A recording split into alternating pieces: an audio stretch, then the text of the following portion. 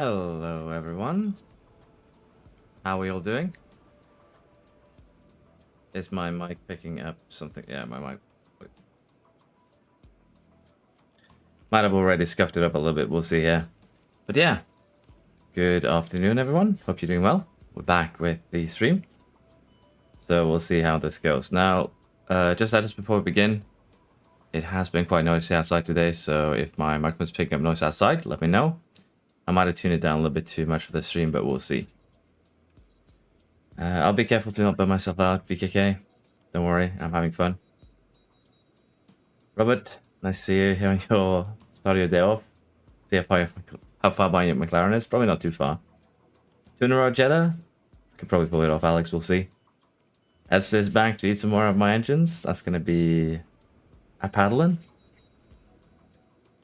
Second season with McLaren. Now we got a podium, Piastri P5, P3 in constructors. That's respectable. Hi, Lorenzo. But yeah, I think we are ready. And as I said, I will be tweaking the microphone a little bit as we go, so if it becomes unclear or starts cutting my words, I'd be very grateful if you let me know. I still haven't gotten it completely tuned back.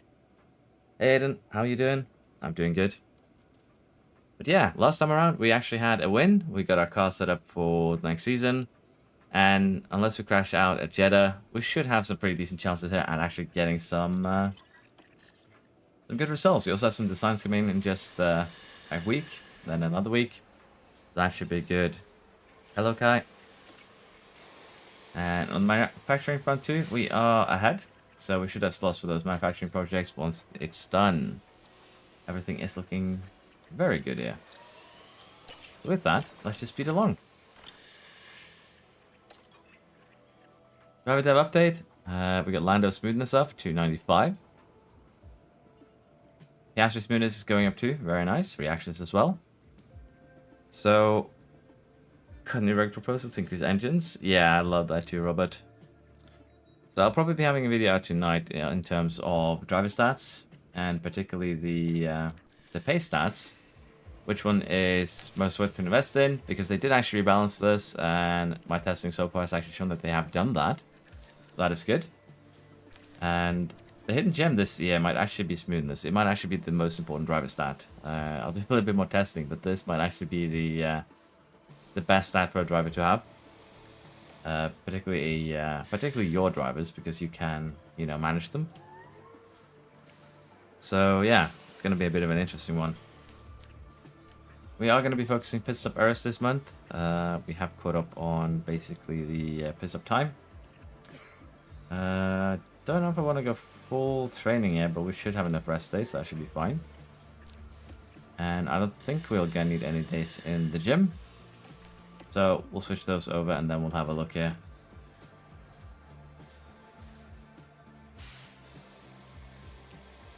With the sacrifice almost 27 with training by Spawn Director? Yeah, I'd say so. Because again, quick reminder that training goes pretty quick.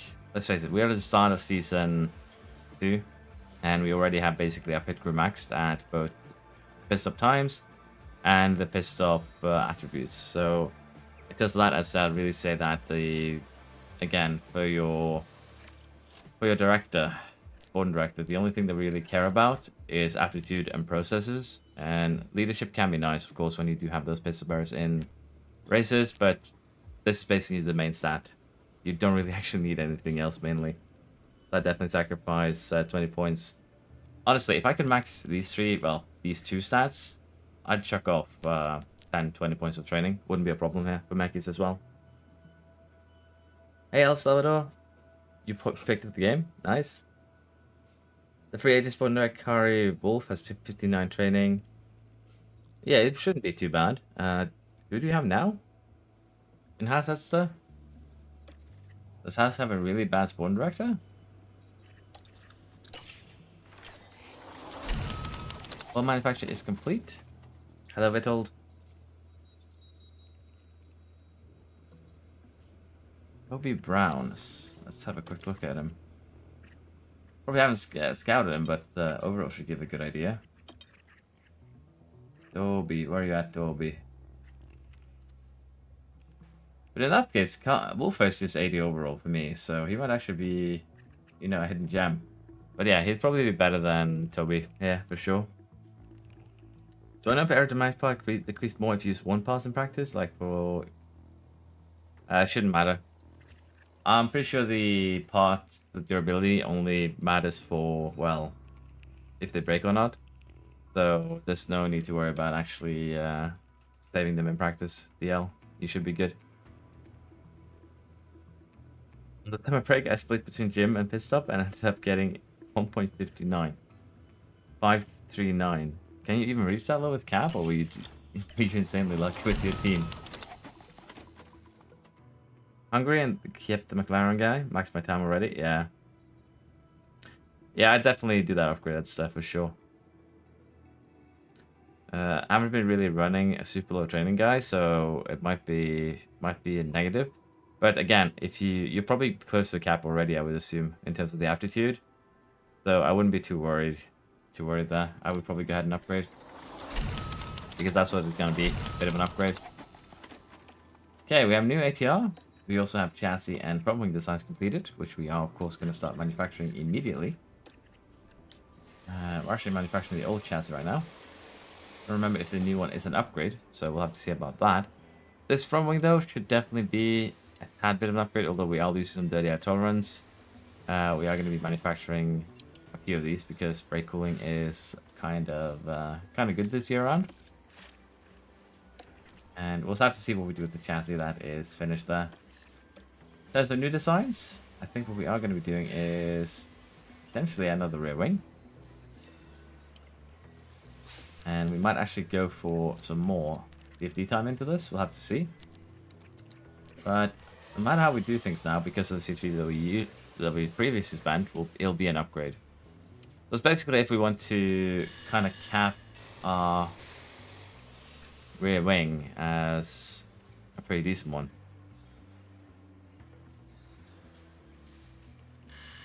Hello, Letic.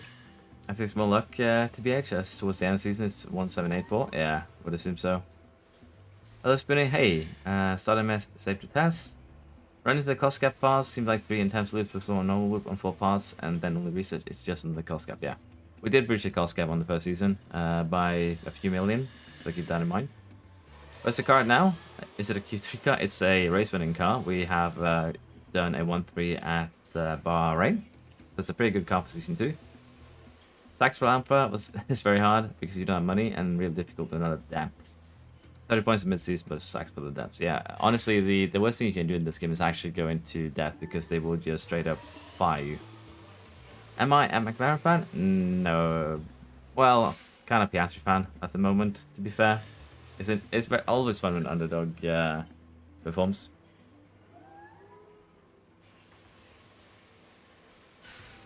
Let's see, what do we want to do with the setup?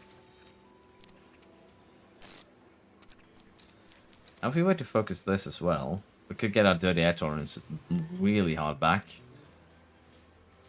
That would make it easier to follow for sure.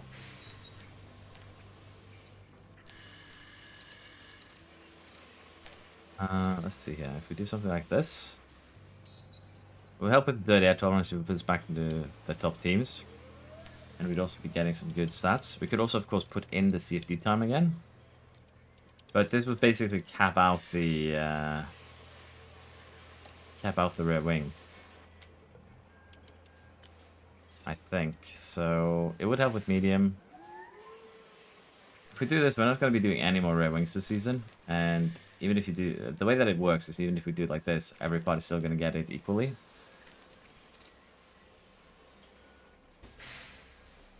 This would be a good upgrade though, but I think we're going to have a quick look at the other parts and just see what we can get if we were to invest it somewhere else.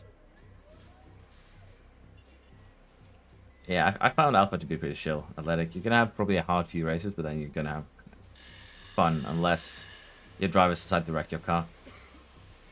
First upgrade in terms of DRS effect and engine and cooling, but 17 plus speed, yeah.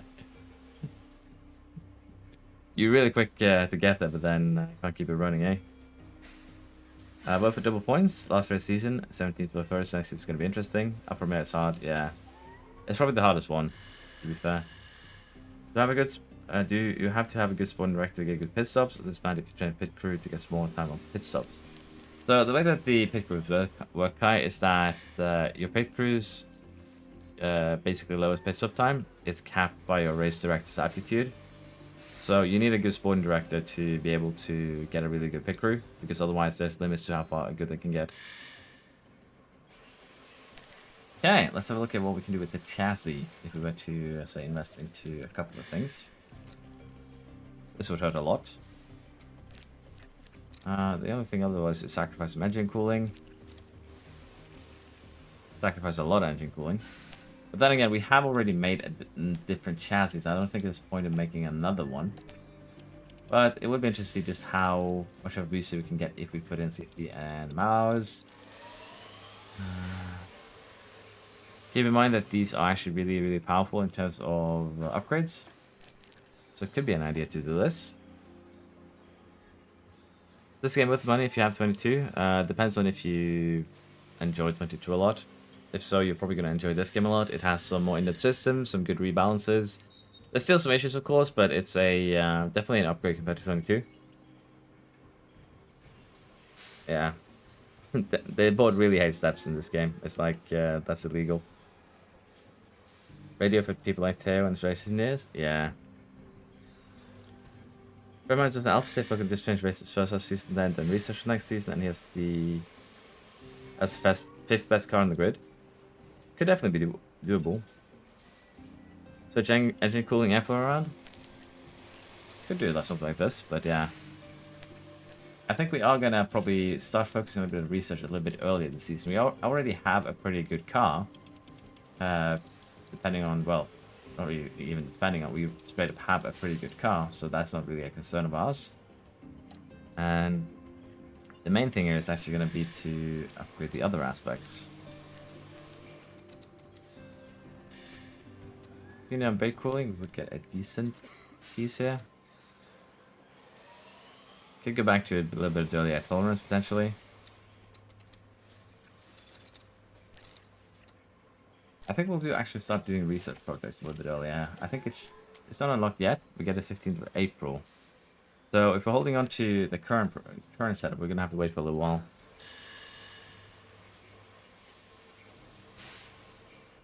Yeah.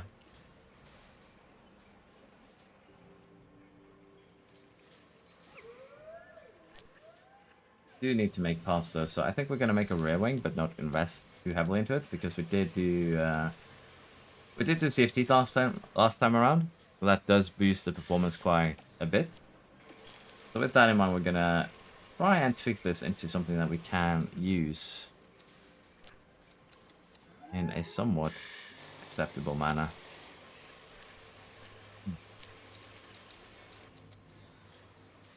This would basically get us, as I said, a little bit of dirty air tolerance back, but I don't know if we even need that. That's the thing. We'll lose that a little bit in top speed. So again, I think for this season, we're just going to keep on with that philosophy of just not worrying about dirty air. And try and focus on getting some of the other stats up and running here. Medium could be something that we might want to try and focus on here for the... Or we just do this, which would still be an okay upgrade. I think we'll just do this. It's pretty basic, but it is an upgrade. It's an upgrade all around. And again, it's basically because of the CFD time, wind tunnel time. We invested the first time around, so we'll get that done. If I'm doing a Mercedes carrier, can I change engine? You're going to have to use Mercedes engine forever. Works teams are not allowed to change their engines. Well, they weren't allowed in 22, so I would assume they're not allowed in 23 either. You are probably stuck with that, in that life for a while.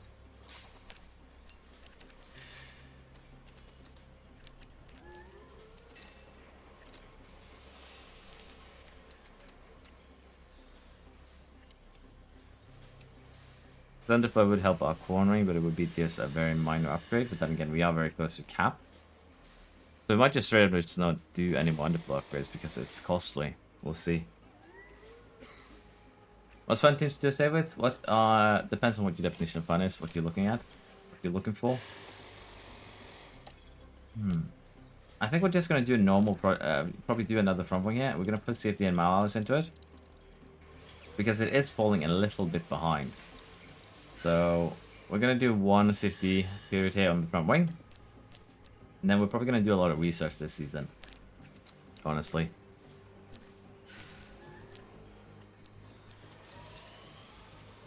And once again, we'll sacrifice that little bit of dirty air tolerance. I don't think it's a huge deal to do that. So we'll tune it down and we can change it if we make another one. Brake cooling is something I kind of want to have as high as possible.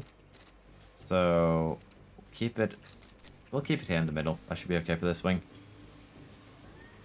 These will be the two projects we are going to be doing here.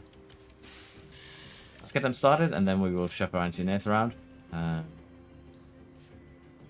With how this is looking, probably just put maximum engineers on both. Well, not maximum. Close to maximum. This should be okay. They are very quick to produce. The only thing I should have probably checked is the calendar. But we'll do it a little bit haphazardly today. Make it a little bit more interesting. Is there a way of changing the performance of it? Or will it always be 90? The engines are set in their performance unless you do some save game editing. I have now McLaren saves. I don't know. I think it's fun to have two saves at the same time. Yeah. Don't worry, Cal. I'm doing well. How are you doing?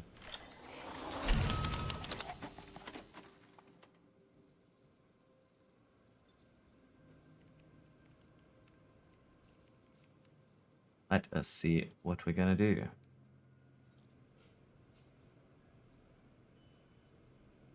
Apparently there's an announcement on the Discord, so I'm just gonna read that out quick. Okay, so actually rolling out another patch just now. And it's a crash fix patch again, but it seems to be pretty good. You can have a look at this, go 1.5 just rolled out. So I guess if we crash today, we're gonna be patching. Very interesting. We finished 6th last season. Hopefully I can win the championship this year. I think it would be possible. Increase constructor speed. Yeah, I don't think we care about this. Like, it brings the team hub up by 3 days for 120,000. I think I'm gonna just ignore you. That sounds like a scam. If I'm honest. I can make your building get ready 3 days earlier. It's gonna cost you 120,000. We'll try and go for fastest lap again. We'll say that we'll qualify top 6 with top 8 with both drivers. Would be a little bit pessimistic still. Piastri could always have a bad quali. That's going to be our main concern. And in terms of what we have here, we should have, if I remember correctly, yeah, this is top speed chassis that we made for fun. So we don't really actually need to manufacture that just yet. The front wing here, we're probably going to put on... actually, we're going to put it on Piastri's car. Because he's probably going to need it more than Norris will. And I'm just going to double check here, but are the suspensions ready? No, they're not. Yeah, we have all parts on. Good. Let's head to the race weekend.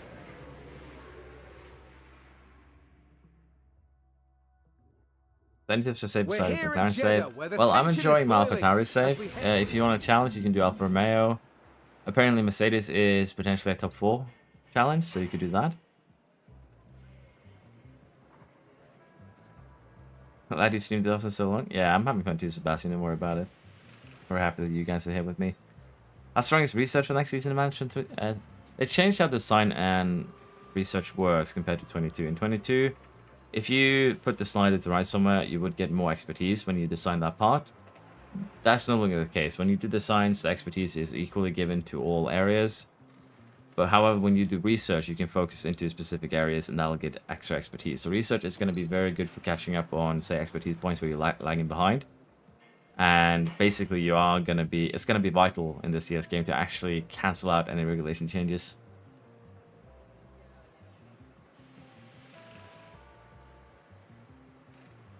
Take it, Oscar, let you down a bit. Yeah, but he got a podium in the last race. We can't be too angry with him. Kind of made up for it. Any upgrades for the 3rd season? I made small improvements on the research. Be ready. I've been feeling Red Bull and Aston Martin are going to be miles ahead of me now. in terms of what you can do is basically, again, just make paths that have no durability. Give me a team to do an F1 manager. Again, Callum, if you want to challenge, do Alfa Romeo. If you want to take a chill, choose a bit of a better team. Alpine apparently has a very good starting point to quickly become a top team. So, yeah, there's a lot of options there. As Alistair says, Merc and Alpha are some of the hardest teams. Merc if you want a top team challenge, and Alpha if you want a really hard challenge. Got Albon in place of Piastri, and I have no idea what I'm doing. You'll learn, Cole, don't worry.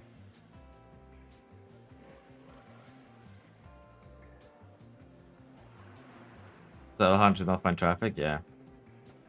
Doing a Mercedes 1/2 way through season. Lewis 4th, George 6th. That's pretty good though. But Merc, I believe, demands you be 2nd or get fired, so you're gonna have a bit of a. You might still be in trouble. Let's put it like that. And that's kind of what makes them difficult, because you're gonna have to beat out the other top teams, really, if you want to have a job next year.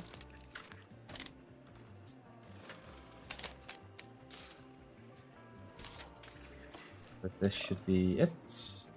Nope. There we go. Well, that should be correct. My bad. So we're just gonna sim through practice here, make our life a little bit easier. We don't really have any car parts to switch out yet, so we're just gonna have to live with the ones that we have. You can save some durability by doing it manually.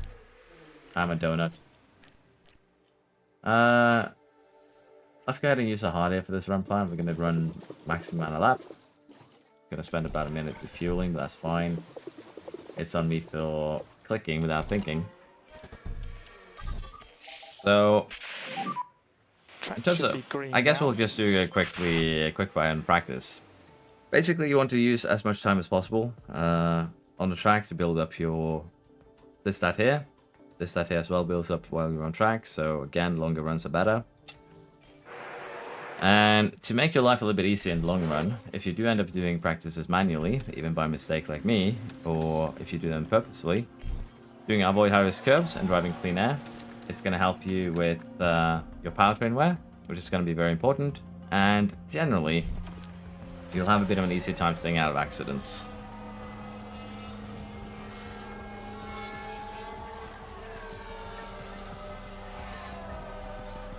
What is it a better driver? Yeah. When did I start watching F1? Probably over a decade ago. I don't remember though. It's been a long time. I told you Landy got a podium now. Round 2, you got a win. You got a win in round 1, so we'll see what he gets in round 2 here. Once practice over. Pro crashed a lot, so that helps.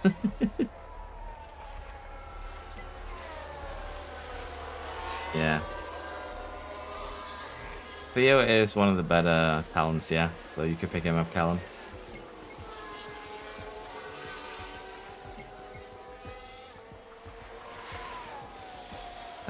What you might want to focus on, Spoony, is actually having good cornering and just doing kind of aggressive strategies. Yeah, happy. Okay, understood. Yeah, we're just gonna keep them both out here for the entirety of the stint. We're gonna lose a set of softs by doing so, but that's fine. I think we kind of want to try and save 2 sets of mediums for this race. Be a little bit aggressive on strategy. So this practice alone is gonna bring it up to about 60%. Gonna finish off car part knowledge, so that is good, so we'll just leave both of them out.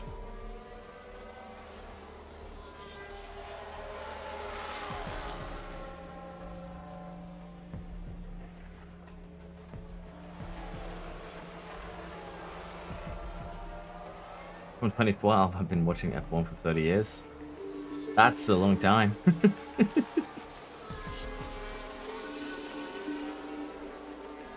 Landis seems to look after powertrain really well in sim practice.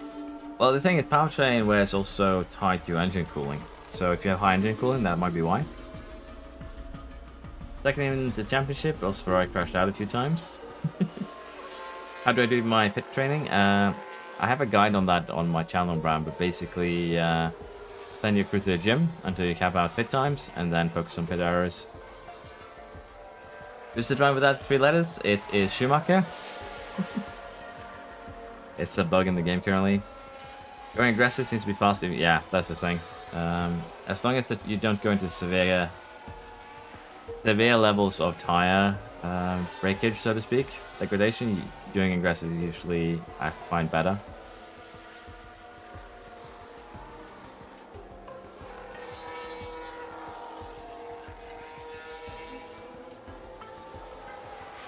There's only 2% more than the race.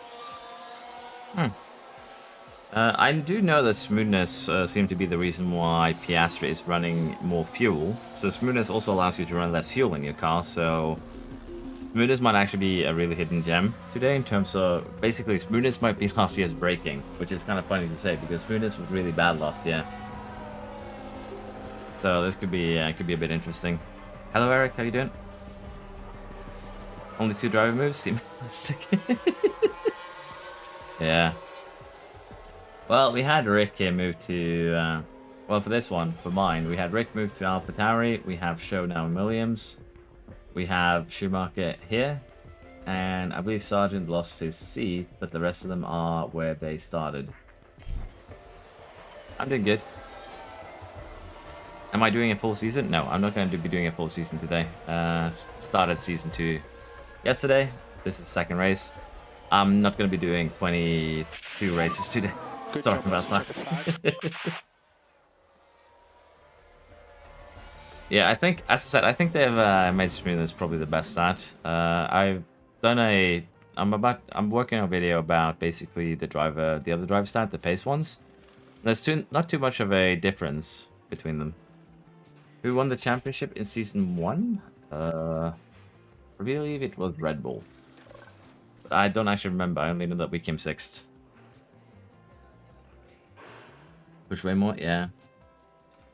At what point should I use gearbox energy pass?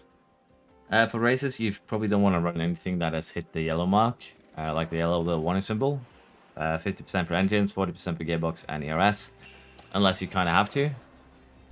But you can use pass in practice until they hit 0%. You should run the damage pass there, for sure.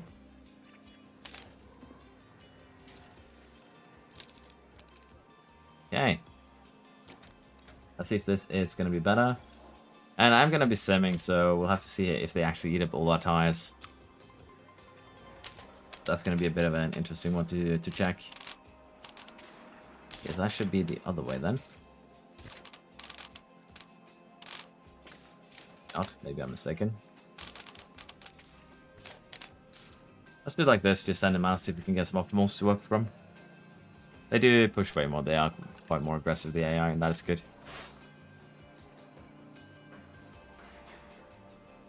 Max going to Ferrari.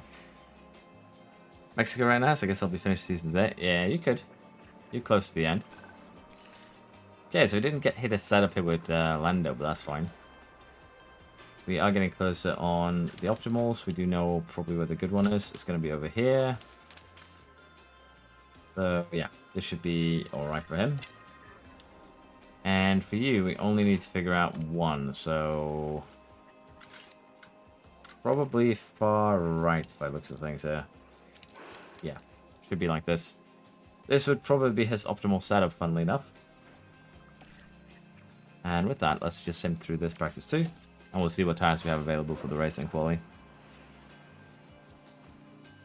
I have some audio bug where I can't hear what they say, but see the captions. It's based on your speed.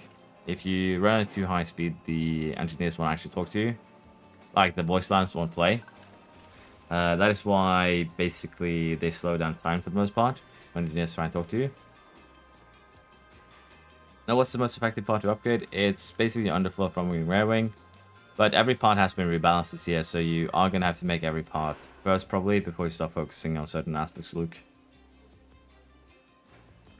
How many tips on upgrading the car? Generally just don't care about durability of parts. You'll be... Tuning the durability slider to the minimum is fine for performance. You won't have too many problems. You won't have much problems with the cost cap, and the added performance will allow you to perform way better. So it's definitely worth it.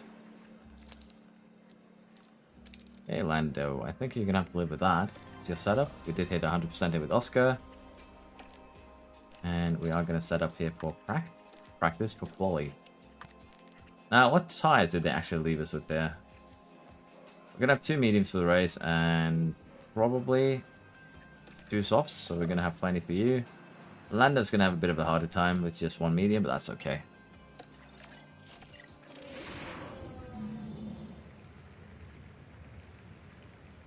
Who should I sign for Lewis? Depends. Who's out of contract, who can you afford? That's basically your limitation there. You just hand me down upgrades for PM. Yeah. To be fair though, at some points last season we were running basically skeleton upgrades, one might say. They were pretty bad. Drive to the Delta. And we are boxes. Finishing second season with Merc, fighting Verstappen for number 1. P3, your P3. I got Lando, I got Yuki. It's a good lap. I could recharge on and box this lap. Albono being quick again. This could be very interesting. I forgot to actually check last time around, but we definitely do need to have a look and see what the Williams are doing, because this is shocking. I do think we're safely through though, but Albon running the same speed as the Ferraris, that's a sight to behold. Beating the Red Bull, beating us. It's a free agent. Honestly, I have yet to do many driver transfers, so I don't know. Williams return. Yeah, I won't have to do a Williams return save. Williams will just do it on its own here. Return of the King. Yeah, this was kind of impressive from Albon. We're going to be doing Q2 hopefully on the same tires to save ourselves a little bit of problems here. As I can see, Norris is already running 100 grams less fuel than Piastri, so it's not a lot, but it does of course have a tiny effect. Track should be green.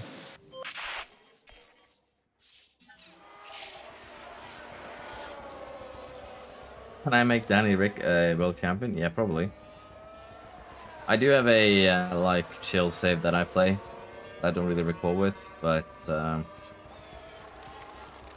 well, we are making Danny Rick a world champion on the other save. I got them confused for a second. Albert's still doing amazing.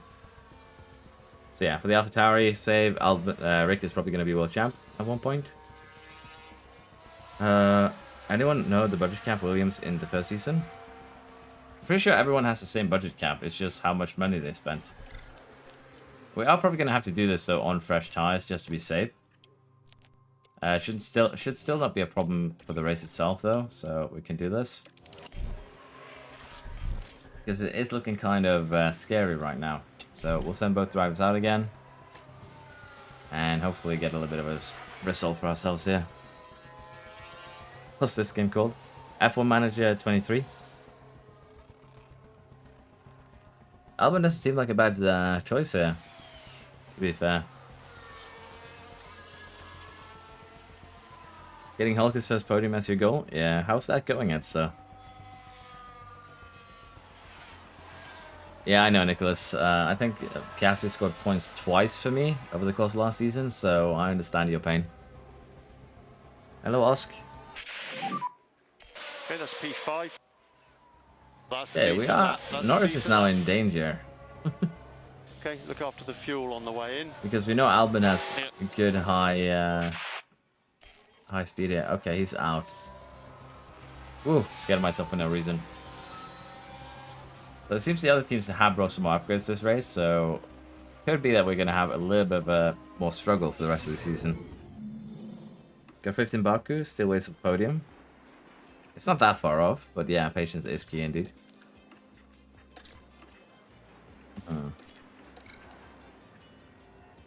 Yeah, okay, I see why Norris was slow. I sent him out on the all softs. I'm an idiot. The reason why I'm doing this is because currently there's kind of a glitch that if you do not do it, they'll just do one flying lap and then pit. So doing that to ensure that they don't. I like how they haven't Yes, that's added a pay green to play. Time to go the Diablo route with this game where we get pay to win. You get an exotic front wing. Tempted to use the database editor to update the driver rating to what I perceive as current for my next save. Honestly, again, it's a single player game. There's nothing wrong with that if you enjoy it more. Any part you should focus on when researching? How much research did I do? Honestly, for the research, just make sure that you cancel out the losses from the regulations and you usually be good. Honestly. You are currently P6. In terms of what you should focus on researching is probably what will give you the best gains. Research is, well, after you, of course, catch up on the regulations. It's usually a good way of doing things. Stay with the 5th best team currently, battling the Alpine for the low points to take advantage of top 1 mistakes. That's pretty good, honestly. That's good. Yeah, copy.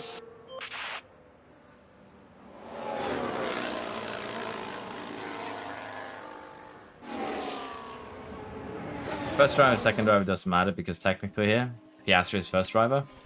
It's basically a car number.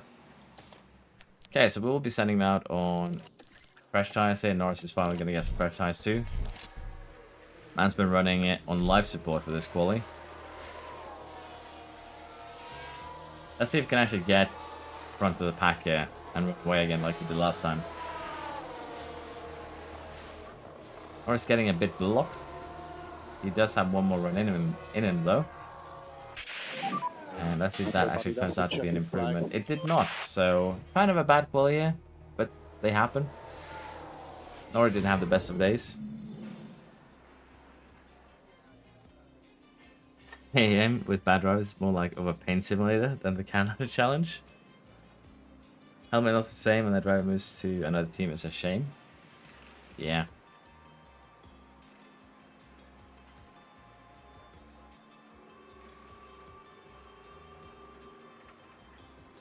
So Piastri did decent. He had an improvement every time. Norris just couldn't. They probably did get blocked a little bit, 4 times between them. That front wing is not worth 4 lengths, I think. The time has come to fight it out. It's race day.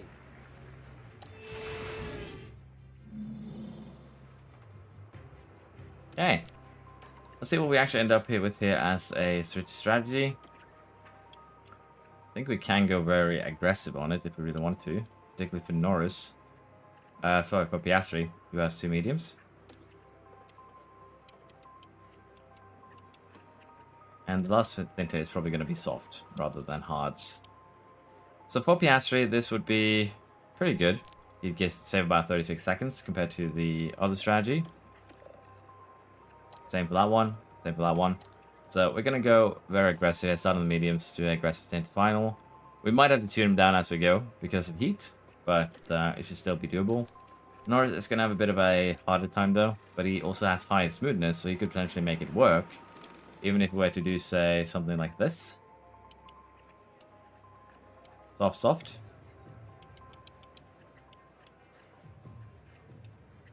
So yeah, Norris with his smoothness could probably make this work actually. Full attack is double soft stints. The only issue would be the pit stop itself, but he'd be just a tad slower than Piastri. Can of course extend that first medium stint to make things a little bit easier on him. But this is what we're going to do, and we're going to see exactly how this plays out in terms of getting a good result here. Baku assigned show, and his visor cam was so purple tinted you couldn't see the track. Who's the most disappointing rookie this season? The Reese, yeah. What's the most effective run plan for qualifying at Bahrain? Probably the 2 flying laps. If in Bahrain, I think it's about 2 tenths. So it's not a lot, but it does help. I don't remember on top of my head though, but I think it might be more than that. But yeah, we're going to do this. Piastri with 2 medium stints, Norris with 2 softs and a medium. And we'll see if that works. Hello Guido, how you doing? Are lined up on the grid here at the Jeddah. Piastri beating Norris, showing who he really is. Yeah. The Saudi Arabian Grand Prix. And it's lights out and away we Could go. probably check how the other cars are looking now after that they've got a few more upgrades.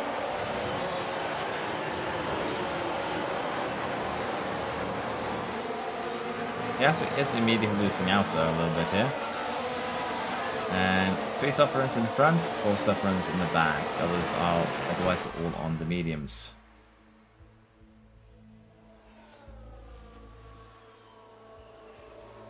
It'd be nice if the race stats screen would factor in the driver smoothness. Yeah, that would be neat. Now, how high can we overcook the tires here? Let's have a quick look. Okay, so 120 is still fine for temperature. As long as we don't hit 125, we should all be good. I am tempted to let Piastri let Norris go past, but yeah, I think this is fine for now.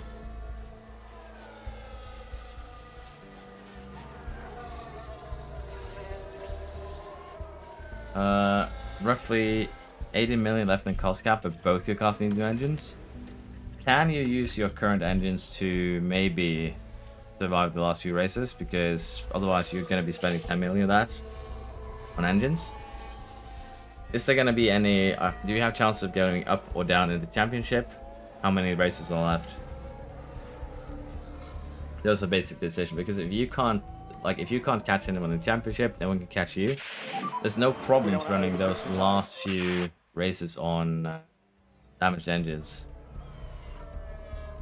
Yeah, there's no real penalty to it other than fines too, so it's not real, you know, it's not a big problem. We are kind of struggling here though, I'll be honest. Temperature-wise, Norris is doing well. Piastri is also doing well, so we don't really need to tune down the tires. But I should probably toggle the ERS assist. I tend to forget that nowadays. And with that, Norris is already making a move on Leclerc. So let's see if we can make our way to the top here, to the front, and then move a little bit further ahead. Because again, we are on a very aggressive strategy.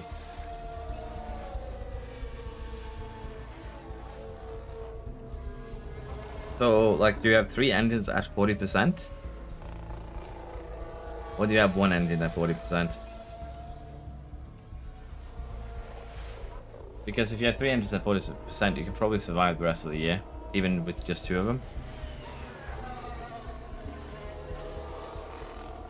Both Piastri and Norris moves up immediately after we put on the ERS assist. Coincidence? I think not. So we are getting very close now to actually cooking these tires, as you can see. The overheating will be 130 degrees, but even then, we aren't really losing any performance of any kind here. Again, mainly you're going to be losing performance if the degradation line here drops below what's expected, is what I found out. So Piastri is losing a little bit of performance. We might need to just tune him down for a couple of laps here. But Norris is just flying ahead, up into 3rd now. Is my Oscar smoothness pretty low? Yeah, I think it's 71. So he has a little bit of work ahead of him right there. Monza 2 push. You're meaning to pistol push with attack? Because it could be doable.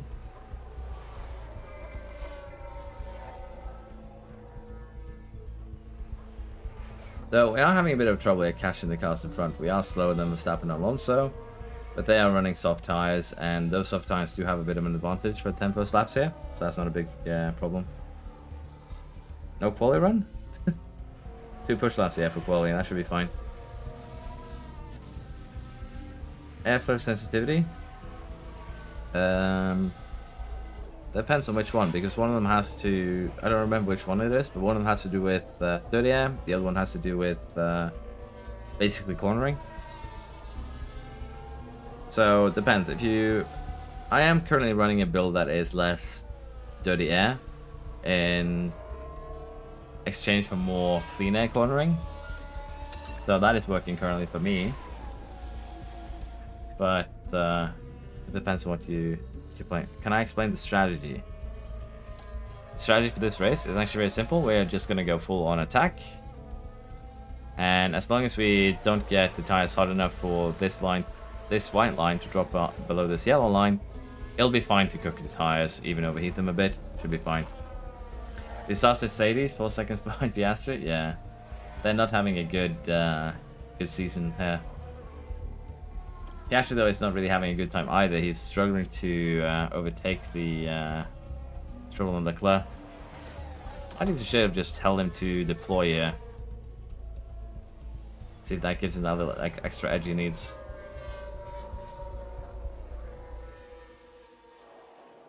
Can I cook the tires in Singapore? Don't remember, unfortunately. Yeah, Alfa Romeo is probably the hardest team to play in this game, to be fair. On this race, just every race how to handle it. Generally, I would be doing this every race. Set up the most aggressive strategy you can, because currently the tire... Well, if you have high smoothness, set up the most aggressive strategy you can. And usually you will benefit from it. There are some tracks where this will kind of backfire, but for most of the tracks, this will actually be the quickest strategy possible, and will give you a bit of a fighting chance when you have a bit of a worse car. So, again, that is the main idea. It's not anything too complicated. And when you're in the race, if you want to see if this strategy is viable, you can also test it in practice. It's just to see if the degradation follows the expected line while running the pace on attack. Hello, Jeremy. Jeremy. Sorry for butchering your name. Hello. Whenever it rains on the race, I feel my driver's performance drops. Your drivers have very low adaptability? Pack is low. Yeah. Yeah. Piastri's not having a good time with trying to overtake. Okay, Alex, But he did recharge get Stroll. Copy, box. So he should get... Leclerc pretty soon. But we are getting very closer to pitting. I think we're going to pit him slightly early here. To some degree. Run him down to about 30%, then we will be pitting him. Can I do a video on YouTube on how to have good race pace? It's probably going to be coming in the future. I'll be making guides at every aspect of the game at one point, but again, it takes time to make these. You have to high to average. You could probably just go, particularly in the rain, because of the extra water on track, that cools down the tires more. So for the most part in rain, inters, you can, wets and inters, you can probably just run full attack for most of the time it happens. How do I get the timeline stable? There is two ways. Either keep temperature low, meaning that we have to maybe run a lower strategy, or in Norris' case, have very high smoothness. So those are the two ways. Hey, does tire temps not affect that strat and slow down the cars? The thing is, tire temps do slow things down, yes, but the pace mode here speeds things up. So we get more cornering speed, we get better acceleration, better braking. We do up the tire wear and the temperature as a result, but because we get a large amount of increased pace from these three factors, it counteracts, and actually in this case with Norris having as high smoothness as he does, it basically means that he can push full on attack and still be faster even with the detriment of the overheating tires. So for him, this is best strategy. Basically, they might need to change up tire heating a little bit in the terms that it's actually punishing, because right now high smoothness drivers can on most tracks just straight up ignore it and still be pretty fast. 300 megabit update? Yeah, they released a patch that deals with a bunch of crashes. They actually fired it up the second I started the game, so if we crash, we are going to get that patch downloaded. But until then, we will just continue what we're doing. So we'll get Norris in now for his pit stop. Piastri is running his little story there, but as you can see here, Norris started on full mediums. Alonso, Verstappen there started on softs. Norris has been pushing the entire way. Technically on a slower tire here on this track, and he has basically been keeping up with them. So with that, you can kind of understand that going full on attack is pretty good. Again, up high isn't particularly great. It's the third to fourth best car. So Red Bull does still have a car advantage, and even then we are still doing pretty good here. Alonso pitting the same time as us, though, is not very nice. It's going to slow us down in terms of catching up the cars in front. And we're going to slow down Piastri a tad here, just for the next 5 or so laps, so that the medium stint here will be successful.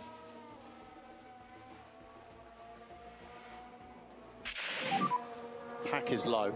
Copy.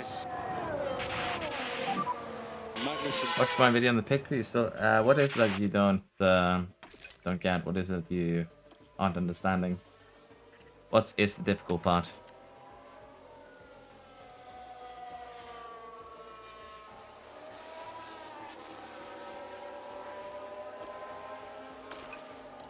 Because depending on your team, the reason why you might not be getting the results is that your sporting director just isn't good enough.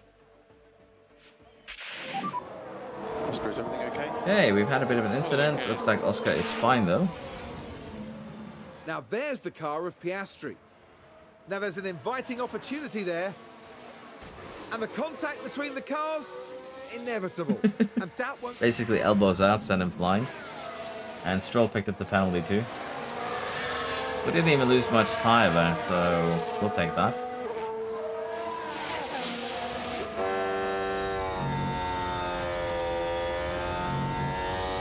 What's the best way to use ERS battle assist? Just toggle it on and your driver will do it for you. It's basically...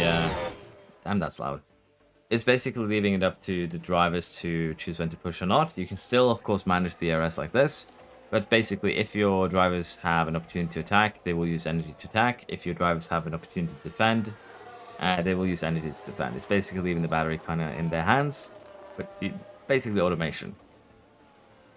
But yeah, early season, just put them all in the gym forever, and you'll be fine. Do you think it's best to run deploy into empty or just before on race start? I try and keep about 20-30% left before I change it, but I do tend to forget it. Basically just so that we can keep up with the AI. So you do want to use run deploy just to keep up with the rest of the pack, but it's not a problem to tune it down fairly early. Okay, we got ourselves through most of the pack now with Norris. It's just catching up with Alonso, and then we'll be good.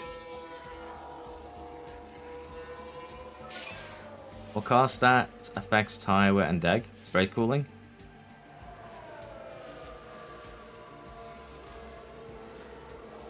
So that's just me. Piastri sucks in everyone's game. Yeah, he is lower rated. Like, he's a little bit higher rated now. I think we got him up to 81 overall.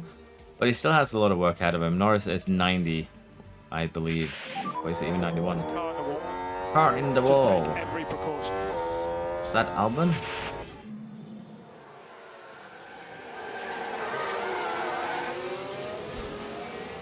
I guess so. There was a little bit of puff of smoke. That should not be a safety car. Yeah, it's Albon. Very unfortunate for Williams because they've had a pretty good race. Show is running 7th. And they've yet to pitch, but that's the same for a lot of people though. We are moderately overheating, but again, tire wear is in line with what we expect, so that's fine.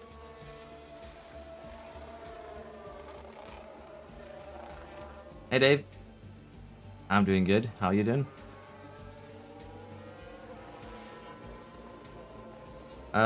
The thing is, Nicholas, if you want to use the high aggressive overtake here, we can use it for Norris for sure, because he's basically maxed his stats here to some degree with the peak confidence. But generally, you don't want to use this unless your confidence is on very high or peak, because again, it also increases your chance of lockups and crashes. And because it's so punishing financially, losing a couple of positions rather than crashing your car out might, be worth it. So for this one, we can actually tune him up. But if you're going to be moving these around, you are going to want to pay attention, because as you see here, Stroll crashed into Piastri, and as a result, we ended up losing all confidence. It's going to slow him down a bit. And for now, if we put him up, he's probably going to crash immediately. So try and use it only when you have high confidence, and you should be good. Tsunoda grows way faster than Piastri. I think the growth rates are pretty similar, but it has to do with the results. And Piastri in McLaren is going to have a harder time, funnily enough, than Tsunoda in getting the results he needs to grow, which is kind of silly if it's completely tied to your tying the growth rate to performance, because then we can actually kind of artificially increase it.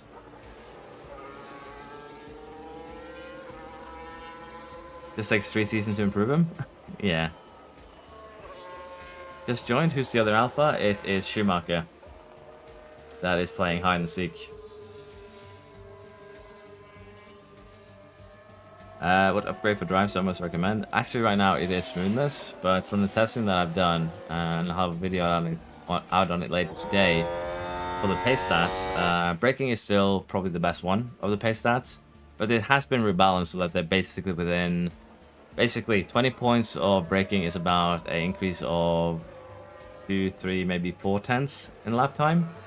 But at the same time, a 20 point increase in reactions, 20 point increase in cornering will still give you about 2 tenths themselves. Accuracy is the only one that will give you a little increase in lap time, but what you're going to gain there is basic consistency. So all of the pace stats, including accuracy, are kind of valuable right now, and depending on track, one might be better than the other. So if you're focusing pace stats, just do any of them, should be okay. But smoothness seems to be really good right now with the fact that you can push your tires very aggressively and save a lot of time that way. So probably smoothness, then the pace stats. Yeah, they've fixed a lot of crashes.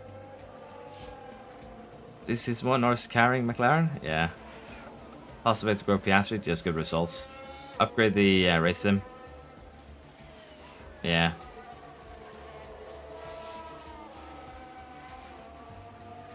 How do I know a lot of things? It's because I tested things earlier today.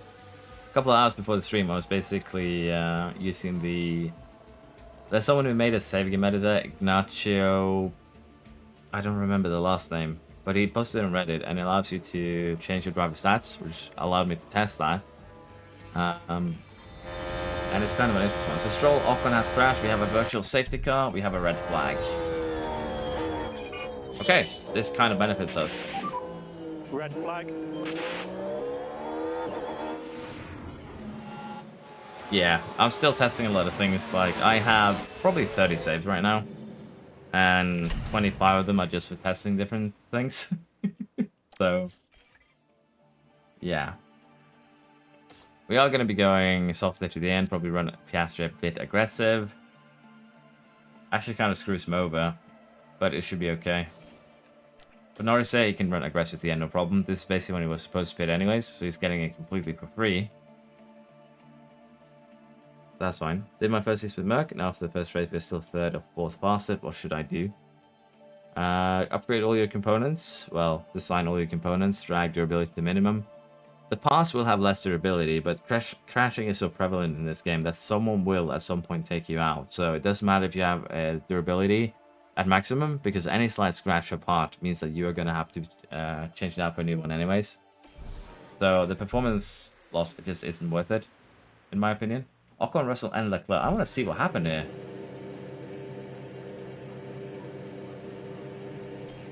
A bit too late, though. We're set once more, and soon I was answering too many questions. Yeah, I think I have 3 actual saves, but the rest are just test games. I have an Alpha Tauri save that I'm doing a Let's Play on. I have this McLaren save, and then I have a De Vries save where I'm kind of experimenting with trying to make him champion. Those are my current 3 saves.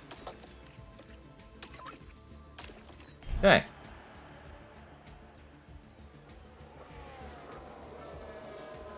Start slow, but by the time I include my upgrades, be the 3rd or 4th version of that part. Hoping for massive gains come week 6. Could be.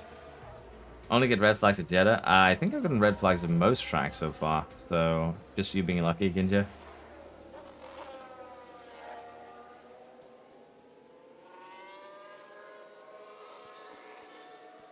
The Reese champion? Yeah, it's basically the Latifi challenge from last year. It's gonna happen, but it's probably gonna take a few seasons.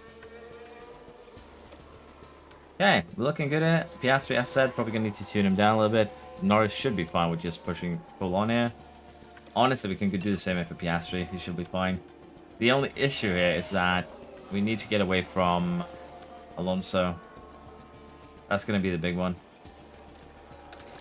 If we can get away from... We don't want to overcook the tires. If we can get away from Alonso, get him out of the DRS range, that would be amazing. But it looks like he just isn't playing that game with us. So for Norris here, we're going to harvest and then try again.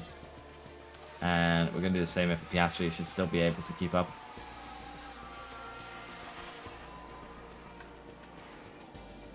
Got 3 red flags in Baku? Yeah. How can you make more than one save? Just when you save your game. For instance, like let's just press new save and you'll be good.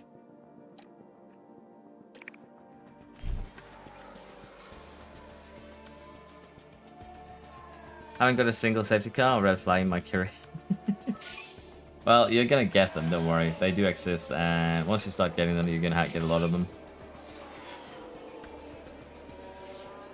Hello, Nick. How you doing? What should I do with my pick crew? Gym training doesn't increase time anymore.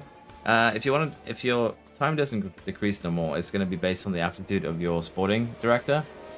So you're gonna either have to wait for him to get trained up, or you are gonna have to. What actually happened here? Why did Verstappen suddenly leapfrog us? Or you're gonna have to replace him. Is there a way to know the tires your competition? So you know what you can know what the tires are currently running. Just click this button up here. Here you can see the current tires and their durability. As you can see, Verstappen and Alonso are both on better tires than us because we are being quite aggressive in the way that we are pushing. So you can check that. You can't check what strategies they're gonna use though. So obviously. But you can check what tires they're currently using. Can't check what tires they are going to be using for the race either until you get in there yourself. So can't pre-plan strategies to put it into that perspective. Might need to tune down. Yeah, we're gonna need to tune down Piastri. He is losing a little bit too much there. Might even need to tune him down to standard and try and keep him behind Alonso, having point for third. Might actually need to do the same with Norris. Well, he can actually push this full attack because he's about to get away. Maybe? Nah, we should not tune him down. That's my bad.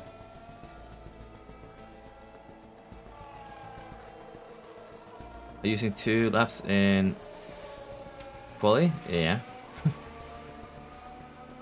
Just P3 as Alpha in Season 1. 4 red flags in Baku. That sounds like a fun time. Tire temps do matter. Basically, if you run them too hot, you're going to have high degradation. Case in point. Smoothness can sometimes counteract this, but a good example here is Piastri right now. He's been running behind people.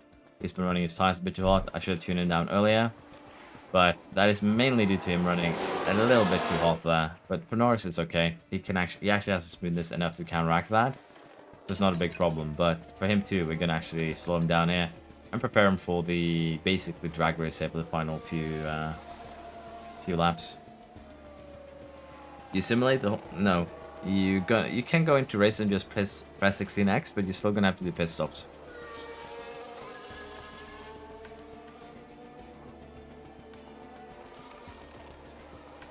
Hi, Echo.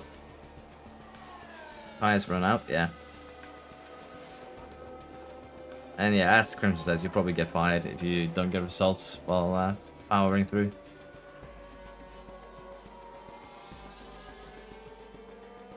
Oh yeah, for the race game. Can't do that here, unfortunately. You can... I don't think you can, at least. I haven't found a way to do that. You can see kind of what is expected in terms of strategies, but not really what they are going to do. That's kind of difficult. Now, for Piastri here, we could go all in. And what I mean by going all in is like literally going all in by having him push, get by Alonso, and then try and hunt down Verstappen. That would be a huge gamble. Looks like actually Alonso might do that himself. He seems to be pushing right now. So Piastri is going to go full attack. He is going to use deploy here for the last few laps. We're going to do the same here for Norris. And I guess we are going to be enjoying it from this perspective while I grab it. Even Piastri did get overtaken in by the Red Bull.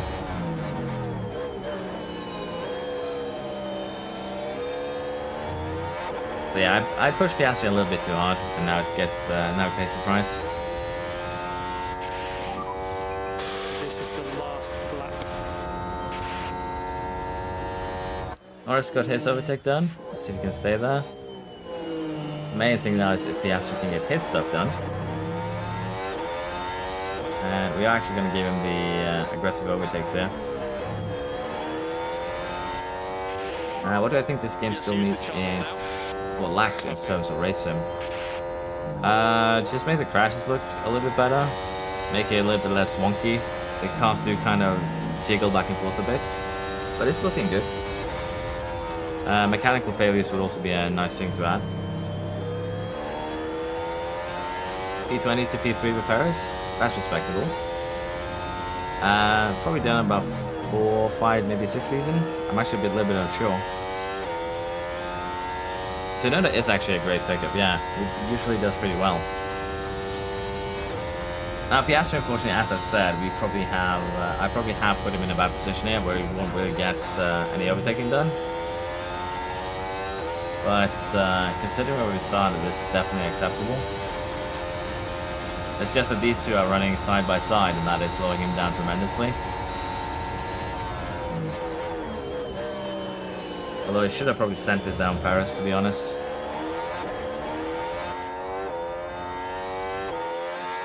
Yeah, that is it. I think we're happy with that though. First and fifth. Bit of unfortunate for Piastri, but once we get his smoothness up, P2 will have no problems winning. And this time I will not be skipping the celebrations. That was a really well-deserved win. They got their race strategy absolutely. Any tips for reducing engine ERS gearbox wear? They're going through them like crazy. Basically just engine cooling. Engine cooling or doing practices manually and putting in avoid high-risk curbs and driving cleaner. That's their second win of the season. A brilliant talent who looks so at home on the track. That works, Nicholas. Finally, now the drivers can relax after an eventful I'd usually weekend just use intense on anything that's below 60% because as it gets higher, the benefits of intense are just going to get less and less. Reserve driver right now is for sure. Setting out how to upgrade, but not for the death. Yeah. Down at McLaren. They'll be absolutely delighted. Like I said, 2 for 2. You are 2 for 2. Great outcome that is for Unless Norris actually crashes, I think we could probably have him win the entire season. Okay then, and a big thank you to everyone for joining us. How did I get a race-winning car season 2? And for the next round, basically, the research we did, Samuel, was mainly focused on cancelling out the regulation changes. That's mainly all the research I did. Of course, you did get some extra benefits, but we focused on regulation changes, and last season we basically developed the car mostly. When I finish the race, can I show my personal upgrades? Which one are you thinking of, Jamie? Xiaomi? Xiaomi? Sorry, I'm probably butchering your name severely. So Norris wins. We have Piastri 5th. Both of them increased their position though, so we can be happy with that. Red Bulls in here, Alonso, and Show with the Williams in 7th. That is kind of a surprise. Albon actually made it back up into the points. And we have Gasly and Sainz. Where exactly Leclerc got assassinated, that's how it works. So yeah, Williams a bit of a surprise. Want to check that. Miss Lando breaking the trophy. Yes. Buying engine parts, ERSs, gearboxes has an effect on the cost cap. We're still good though. We still actually gain points on Red Bull, so this is still an acceptable result. I did forget about fastest lap though, but nothing we could do with that. Fastest pit stop award, still looking good. When's the patch? They one patch coming? They're actually releasing a patch just now that has to do with mainly just crashes. And as you can see, we did fail the qualifying position and the fastest lap. So I think we're just going to be a bit passive on that to make sure we get the extra money going forwards. Do I think Alfa Romeo is good to play in 22? Well, in 22 they should be good, but in 23 they are probably the hardest team. Yeah, basically. There are some things that don't, but that's mainly in terms of maintenance, so wouldn't be too worried. Okay, so we finished a couple of things here. This chassis is not an upgrade, so we won't make it. Rear wing. Side pods here are going to be a huge upgrade for mainly medium speed and high speed, which actually isn't really what we need here. It's what we kind of excel at. But we're still going to make these. They're also very good for top speed. But we might make another iteration now I think about it, because we are pretty good at high speed already. So we might just keep these in the bank for now. The other thing we got was the suspension, though. That one we are going to make. It's going to increase our brake cooling by a lot, and it's actually going to help us a little bit on the thing that we're missing there, the low speed cornering. We're going to make 4 of those. Again, I don't think we need to make those side pods. They would be nice to have, but at the same time, don't really need to. Let's see here. Can we make another side pod design? Maybe one that is more focused towards the low end.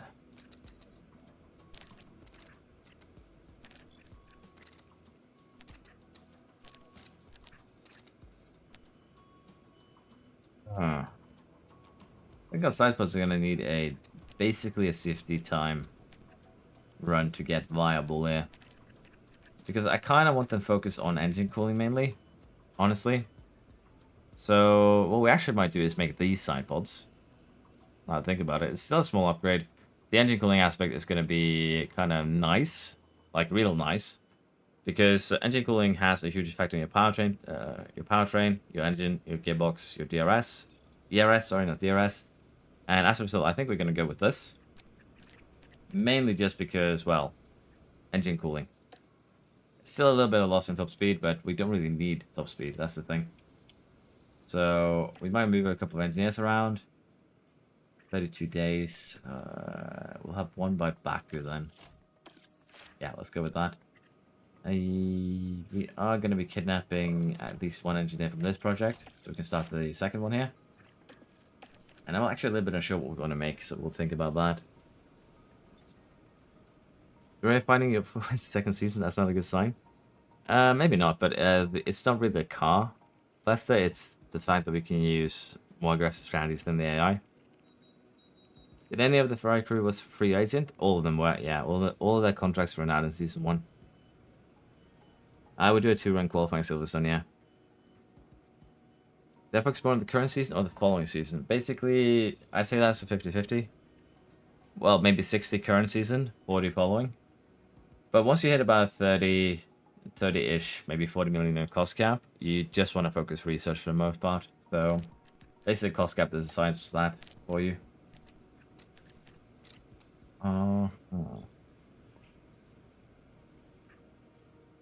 Yeah, what we want to do in terms of suspension. So we have currently made a suspension that is, I believe, a little bit more corner focused.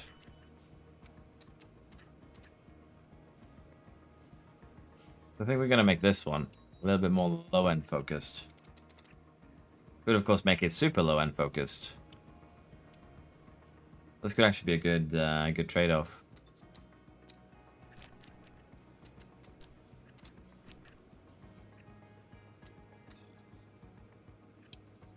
Yeah, we're gonna make this. Slap this suspension in the car, and we're actually gonna be very dangerous. I think we're gonna make this one, yeah. Let's go for it. Won't have it by Baku, but that's fine.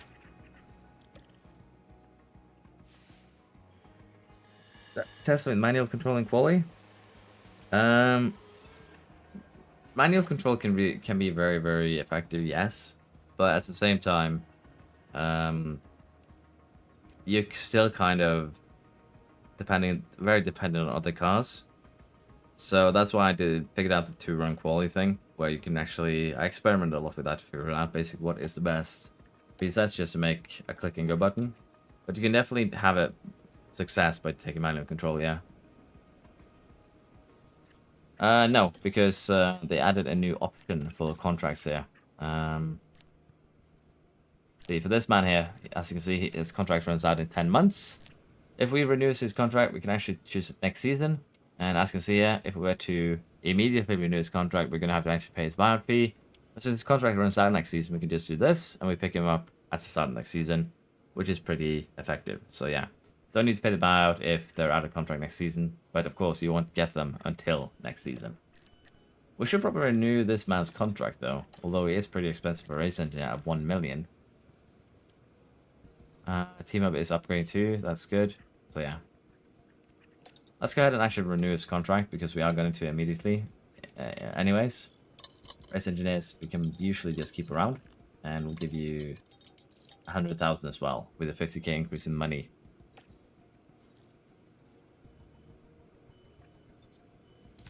He did not agree with the money. So we'll pay him a little bit more. Give him an extra 50 here. Can you make it any better? No. Unfortunately, we cannot. The engine stats are set at the game start. It's also one of the things that I like to see to change. He really does not want to stay, my man here. We'll give him, I guess, like this then.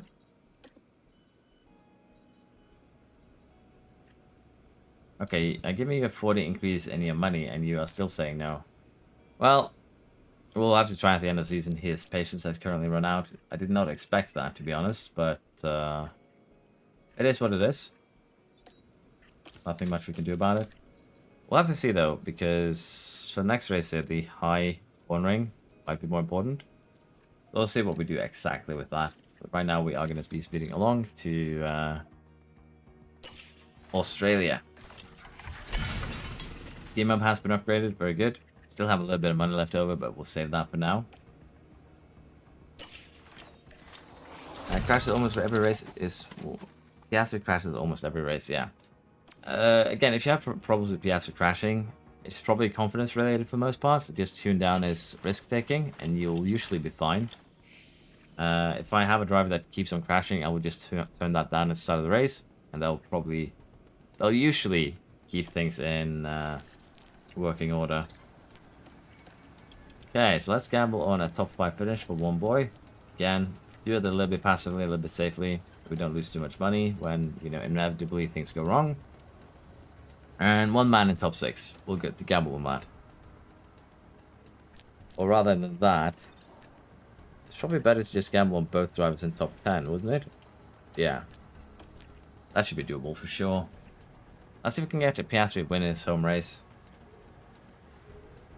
Just started with McLaren. What development path should I be focused on? Focusing with Piastri. With Piastri,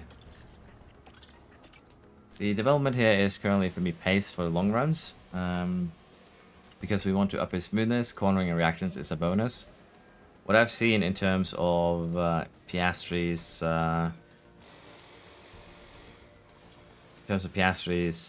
what's it called? In terms of pace stats, cornering, reactions, braking, and to some degree accuracy have been rebalanced for this game, so they're kind of equal. Braking is still slightly better than the other stats, cornering is slightly better than the other two, but they're all within, let's say you invested 20 points into each of the stats. You'd gain between 1, 2, and probably 3 tenths for each of them, so they're still really close to each other. What is probably one of the most important stats in this game is probably smoothness, as I said, because it allows you to go with very aggressive strategies. So for me, I'm putting him on pace long runs, because again, I want that smoothness up. Other than that, you could potentially put him on wet tracks here.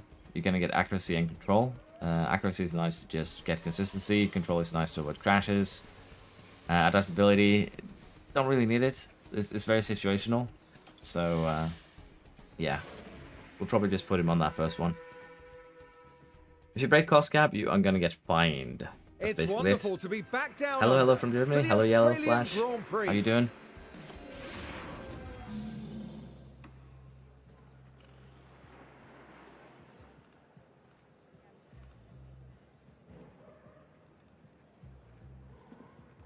Yeah, sorry. How am I getting on today, and how did the cost cap affect you? Just fines. We lived. It's not too bad. Let's see if we can figure out the setup here quickly. Again, each driver has their own setup, but there is usually a pretty good starting point that you can use, and that's basically what we're doing here. Going to the starting point and then adjusting it as we sim. There we are. That should be good enough, so let's sim through here.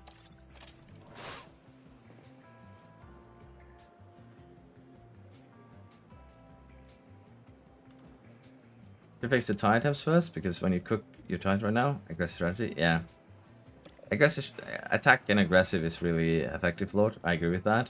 I think they just went a little bit too careful on tire temps because they were afraid of really, you know, going a tad too aggressive and causing, you know, backlash. We are going to give Norris that new wing as well, because I kind of forgot. Just going to double check here what we actually made. Looks like we're caught up. We have one new suspension, and we're gonna give that to Piastri because it's his home race. So we'll give it to him. I did forget to actually check the Williams car again, so my bad.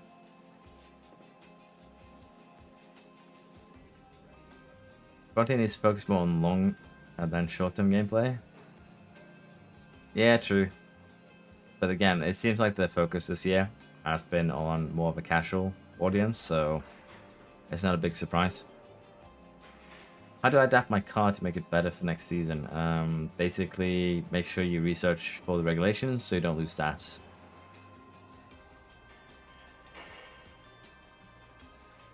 Better strategy at Saudi Arabia? Probably a medium, medium, soft, or soft, medium, soft, depending on your smoothness.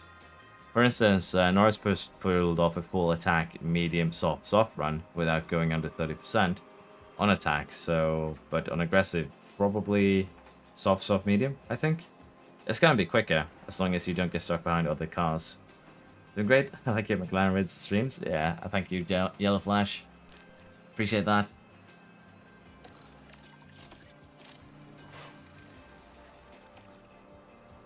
Okay, 5th and 8th. I think we're ready. Okay, so we know what Norris' optimal window is. It's just hitting it right now. That is going to be a bit of a concern. I think we basically are doing it if we just do this. So, not really difficult. For Piastri, probably like so should be good enough. That should get it going. So we're probably going to have 100% setups for both for the race at least. 99. They actually end up at 99%. That's funny. But yeah. We can tweak them before qualifying and they should be good for the race. Do I not use degraded engines? We are on the third race of the season. The engines aren't really degraded yet. Like, this is the worst engine we have. So, usually I would use the degraded engine, yes. But we are very early in the season, so we don't have one to use at this point, Björn. But you aren't wrong. We change out the components usually. But as I said, we're very early in the season, so we don't have... we haven't broken anything yet that we can use for that. What exactly is wrong here that makes you 99? Is that what fixed it, hopefully? How is the player growth? Like, is it much improved to have some dynamic growth based on performance? I feel like it's a lot better. You have a little bit harder time getting your drivers up to maximum. For sure. How come I'm doing 2 fly laps? Make a bit for searching for next season. I assume you mean researching, Mixer. But yeah, I am working on that. It's just a bit hard to test everything. Luckily enough, I do have someone to help me out with that, so it should probably be out within the next few days, I'm hoping. Hopefully this weekend, because next week I'm back to work. I'm actually on vacation now, which is why I am streaming so much. The reason why I'm doing 2 flying laps, Björn, is because when the AI do 1 flying lap, they usually... We can actually show you after this first round of qualifying. They usually will not have maximum speed through these corners here. So as a result, if you're doing 2 push laps, you basically get your tires up to temperature on that for that second lap. You basically have maximum speed through these corners here before the finish line. And that should, in theory, give you pretty good qualifying results. Hello, Guido. You're back again? I believe I saw you earlier as well. Unless you too have a clone like Ollie.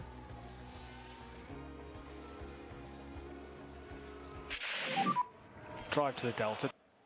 Schumacher. Hello, Harry. Yep, that is true. You have a clone?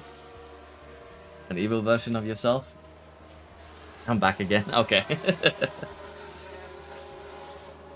Sorry for poking a bit of fun there, but thank you for being back.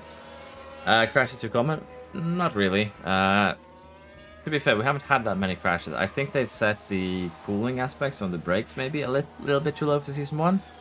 And as a result, you see a lot more crashes then. But I think from second season onwards, we're going to be seeing a lot fewer crashes. Because, well, the cars get developed. Some teams in Season 1 has 30% brake cooling. Currently, we have about 60%. I think we are the worst team for brake cooling. So that's going to reduce a lot of spins, lockups, and other problems. So with that in mind, basically, for Season 1, they might have just set some of the stats a tad bit low. And as a result, we get a lot more spins, crashes, and, you know, things like that than what we're supposed to. So I think it's just car characteristics that's causing that. I do 2 flying laps basically everywhere, Nyak. And if we have a look at the data view here on lap history for Piastri, as you can see here, from his first flying lap to his second, he improved by 7/10 on his first sector. And for Norris, he improved by 3/10, but this is basically what you'll be seeing a lot of. Doing 2 flying laps, the second lap will have a vastly improved first sector for a lot of tracks here, which will actually give you a huge advantage over the AI, because the AI only ever does 1 flying lap. So if you don't want this advantage, feel a little bit cheesy, feel free to do 1 flying lap. It's not actually, you know, a problem, but this is an effective way to kind of boost your qualifying quite easily here. But we did set purple, well, all the purple sectors here, so we're not exactly bad. Crashes generally depends on your save. Could be. Would be hilarious if every time you make a new game, they just roll dice or crash commonality. Basically, that would be funny.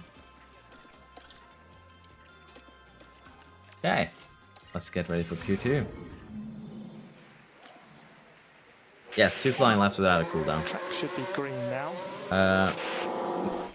In terms of doing 2 flying laps without cooldown, you probably have worries about the energy. But your battery has 4 megajoules. I know that I wrote in gigajoules in the comments. Someone made fun of me for that. But yeah, it's 2 megajoules. Basically, your battery has 4 megajoules worth of energy. And you can only use 2 of them per lap. So doing 2 flying laps back to back, you'll basically completely drain your battery. But in general, it will allow for better lap times on that second run. I guess could be a front of Lando when the race finishes. Yeah, if they're close to each other, we are going to allow Piastri to become, you know, home winner. What team do I support in F1? Honestly, for this year, it's been Aston. I do flip-flop around with who I find it, depending on who I find interesting to watch. I've been a Red Bull with Vettel. Basically, whoever can threaten the current leading teams I'm basically being kind of fanboy of. What's the reason the cooling matters in this game compared to 22? Engine components in this game particularly are very expensive. Each engine costs 5 million. Each ERS costs 2.5 million. So you can imagine and they count towards cost cap as well. So if you need to switch out your engine and ERS for both your cars, that is 50 million of your cost cap, which is gonna, you know, hamper your development. And engine cooling does slower, have an effect on durability loss. For braking, it has an effect on your tires, meaning you can run your tires colder, meaning you can go more aggressive, attack more, and it's generally just helpful for spins and crashes too, because crashes are super expensive in this game now. There's been a lot of rebalances with the economy, but generally crashes are super punishing. Having to buy new engine parts is super punishing, so anything that lowers that chance, although it might not help you performance-wise, will help you financially in developing a much better car later on. Hello from Sweden. Hello, neighbor. Piastri has had a podium and a 5th place so far in Season 2, so yeah, he's been doing better.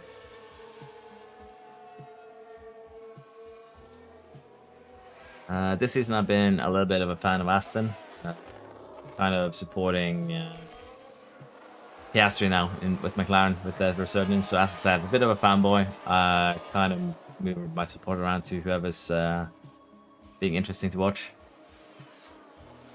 He could get pole here, potentially. He does have better suspension than Norris, so he does have parts advantage.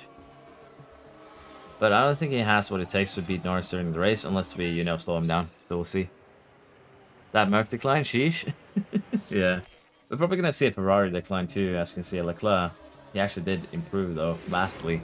But we did kidnap the entire Ferrari crew, so they might have some problems there.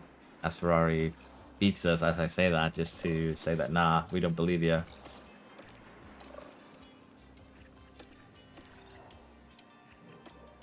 There we go. Traffic is so annoying.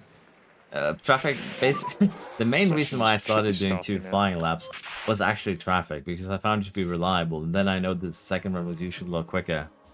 So yeah.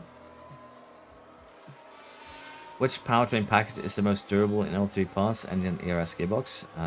Honestly, don't know. I don't know which of the 4 powertrains are better in terms of endurance.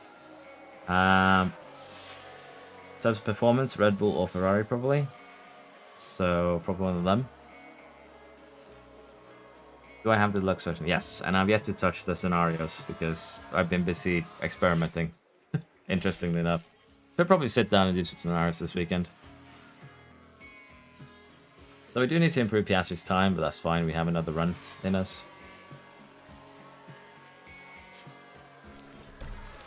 Get set up here. Get Piastri set up here. And it looks pretty free right now, so we're going to send Piastri out first. Then we're going to send Norris out. I have switched to the Red Bull engine for this season. Because engines also do have... engines are the main source of acceleration. So unless you have a Red Bull engine in your car, you're never going to be able to beat a Red Bull team on acceleration. Any general tips for the game? Have fun. Experiment. You might find a, fun strategy. Other than that, I don't really have too much of any general tips here, honestly. Damn, I messed up. Honestly, Nicholas, I think you'll still be fine. Don't worry about it. Merc has the benefit of their engine might be the weakest, but it'll retain power for longest. That's not necessarily a bad thing. We do look out front row here in the land down under with Piastri. Where exactly? Oh, that's the thing. So Rick actually finished 20th here. Quali. He must have been blocked by traffic. Either that or AlphaTauri gave him shit pass. He's a full second behind Tsunoda.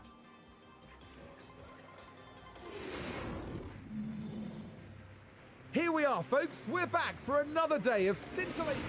Just started with McLaren. First 3 seconds. I assume first 3 minutes, first 3 seconds on FP1, and Piastri's out. Can you switch to the RB engine with Merc? No. Unfortunately. Red Bull, Mercedes, Alpine, and Ferrari are the 4 teams you can't switch engines on because they are the teams that make those engines. Hamilton P18 is crazy. Yeah, Mercedes have really been struggling this game. Toto did not like us beating him last season, so yeah, this is gonna be a bit problematic for them. Hi Cameron, how you doing? Hello Ollie. Hello, what happened in Bahrain and Saudi? Wasn't there? We did Bahrain yesterday, 1/3. Well, 1/3, first and third. Saudi, first and fifth. And for this one, we're starting front row. Guess the developer doesn't like them. Yeah, we have front row here, and we are probably going to do another very aggressive strategy. High deck isn't really that bad here. You could probably go attack on... For Norris, he could do a one-stop, a medium to hard pull attack. But we're going to be doing a little bit different here for Piastri. Can we make the soft loss like this? Maybe. We're probably going to have to do this for him.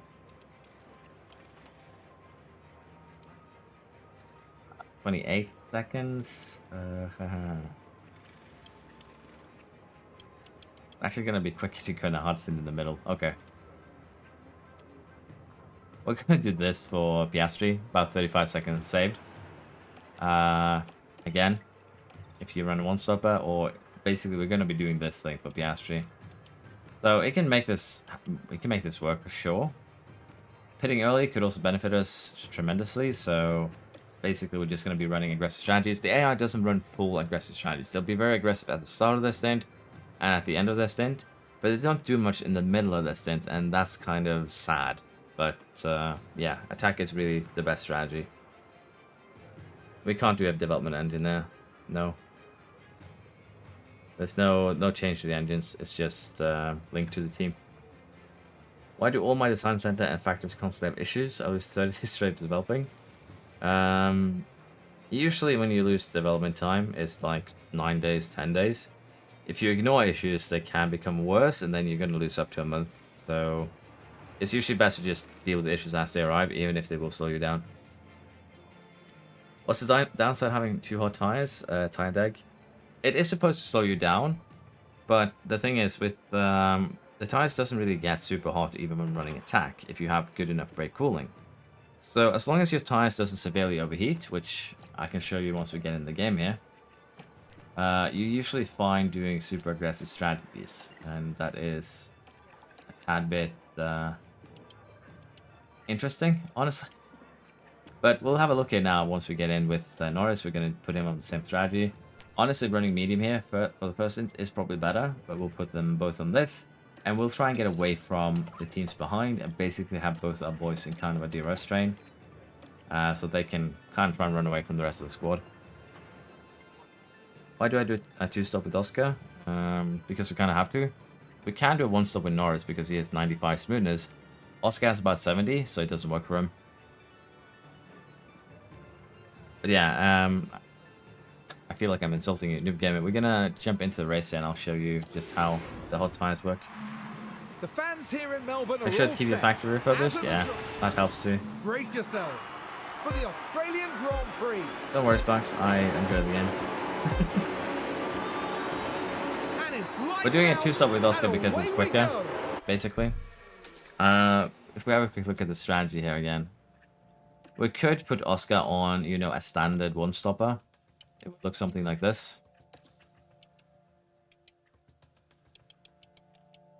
Basically, it would look like something like this, yeah.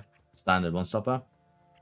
However, that is the estimation is 1:19:36. If we put him on this one, which we are doing, it saves us about 35 seconds. That includes the pit stops.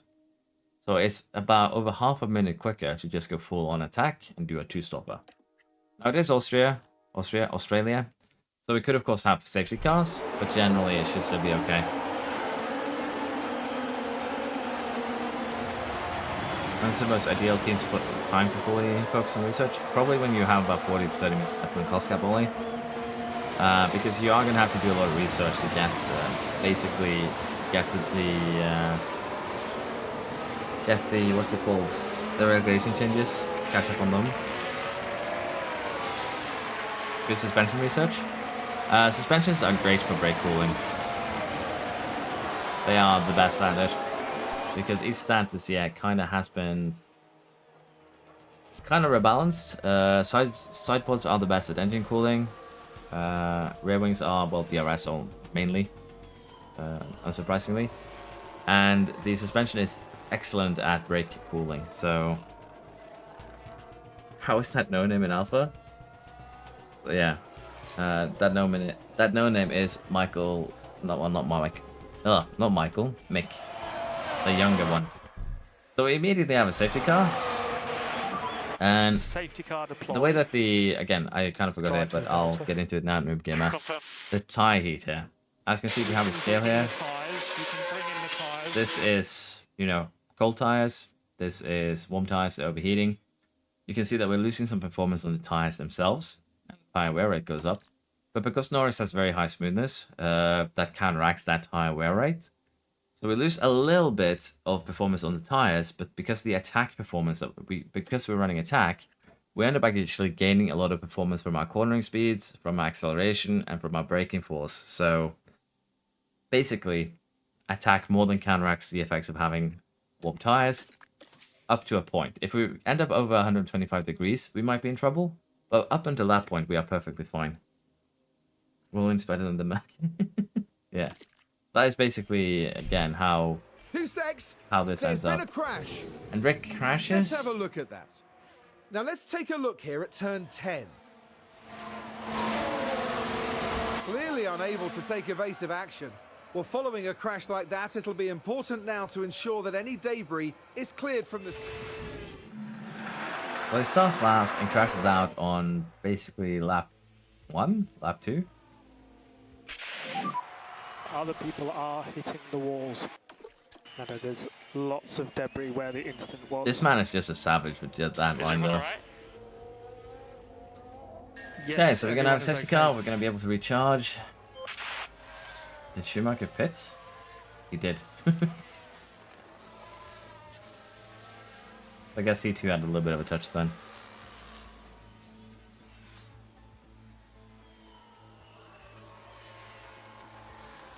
Yeah. Piastri still though in for a good chance here. So time to do some action work. Hope you have a good time, Nicholas, with your work. Thank you for being here. Hope you have a good day. Yeah. One of the things now with safety car, you can actually do this, and it's perfectly fine. Now, this safety car actually allows Piastri to run very aggressive again, because, well, we're not going to have to worry about the tire wear, so that is good. Pack is high. We could try for a Piastri home win, unless, of course, he too ends up crashing out. Because I think maybe running attack is a slightly increased chance of crashes. And for the restart, the Alpha 19 code is Schumacher. It's a bug where his nameplate doesn't show up. Yeah, they will actually recharge the ERS. They will manage fuel and they'll manage the tires even if you don't turn them down. There's no need to switch these anymore by the look of things. ERS ballast though is something I would recommend turning on. But yeah, Norris is just a tad bit quicker than Piastri. Just slightly.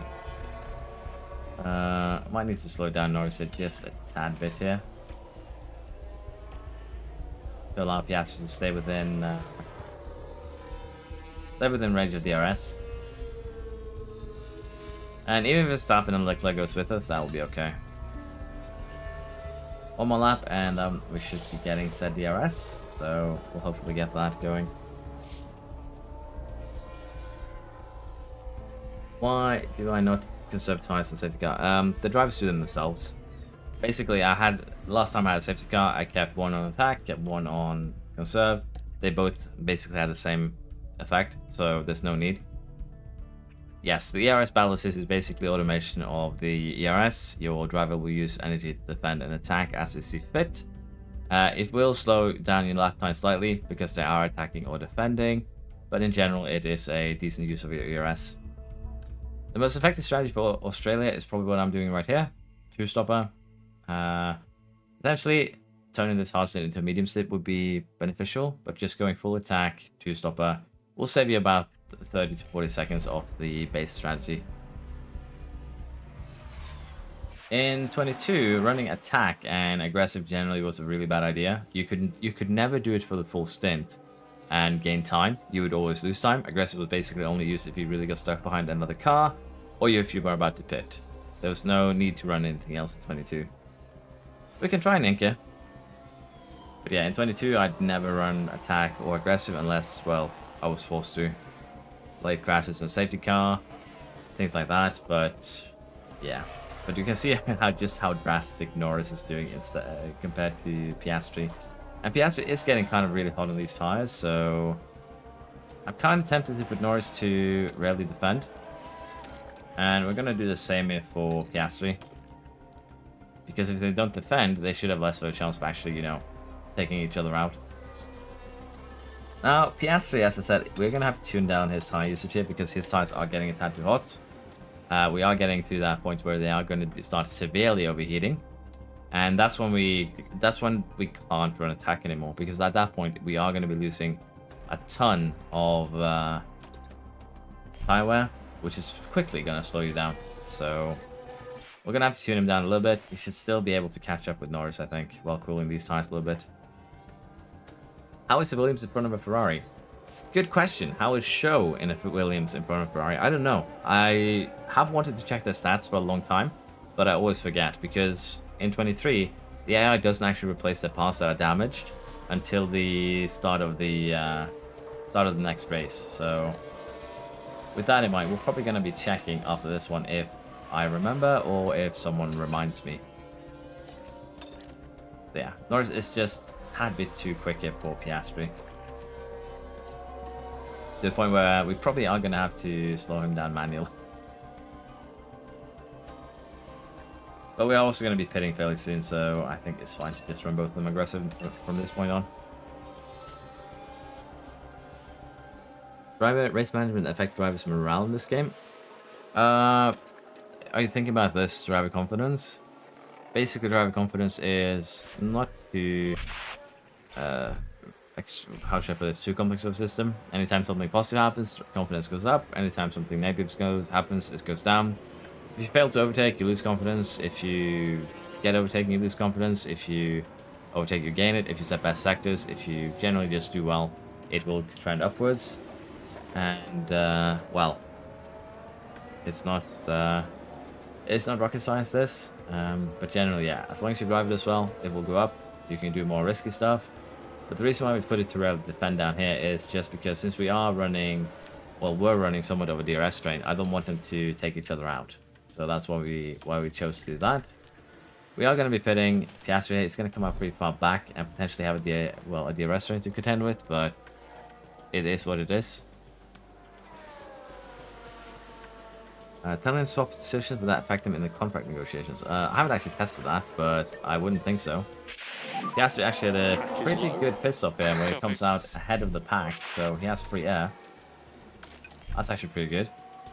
Norris here, we could potentially have Norris run for a couple more laps, honestly, but we're just gonna get him into the pits as well. He should too come out ahead of Piastri. That should be fine. You said 2 seasons ago we weren't able to win a championship. Honestly, our car isn't really championship capable just yet. It is because we can run like these super aggressive strategies. The AI doesn't really have a counter to them. Our car is still probably just third best. Our research was basically just focused on cancelling out the regulation changes, and that worked out for us. How do I make my crew get that fast of a stop? It's basically send them to the gym. Like, tell them to stay in the gym, and they'll be getting quicker. It's also dependent on your sporting director, though. Your sporting director's aptitude is the cap on how low it can go. But on your pit stop training, you send them to gym. That lowers the pit stop time.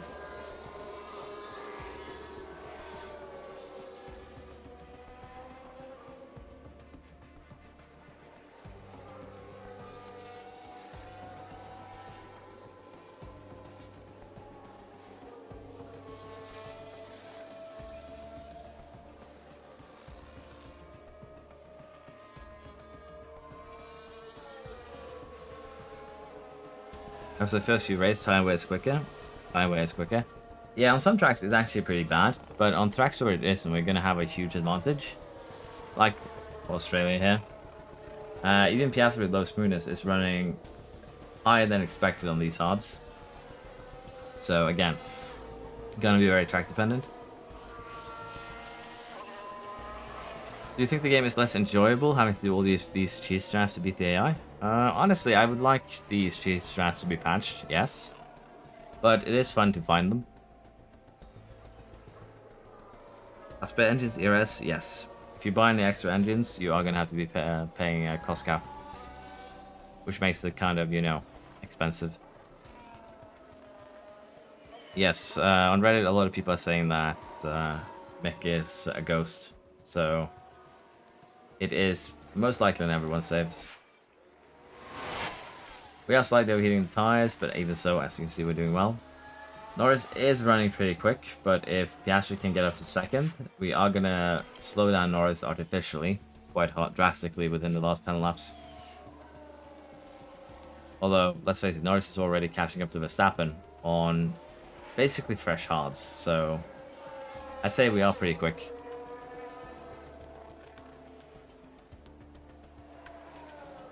So we have some pit stops there, Perez, Leclerc, and they actually end up pretty far back, so they're going to have some back markers to get through. With Norris here, we can probably deploy a little bit, make it a little bit easier to get by Alonso, get by Show. Williams running in second. And we have Williams running in first. Season 2, Australia.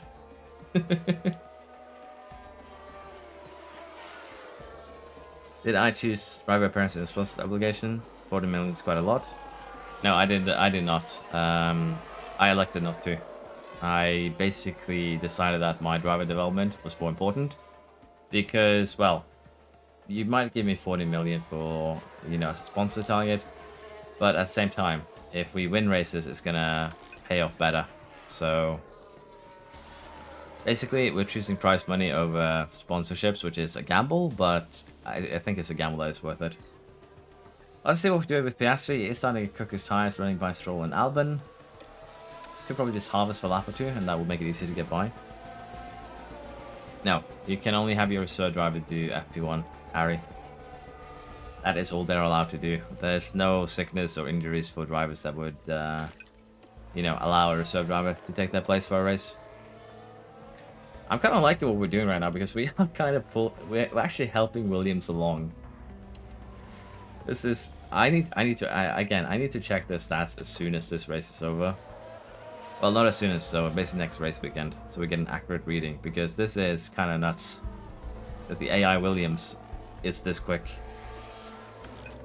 Okay, Piastri's up in second, and the cars behind us have yet to pit, so I'd say we are in a fairly dominating position. Verstappen is going to have to play with lock-on, but that should be no problem for him to get by.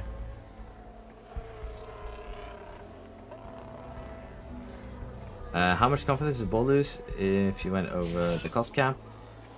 You should be fine, Maddie, honestly.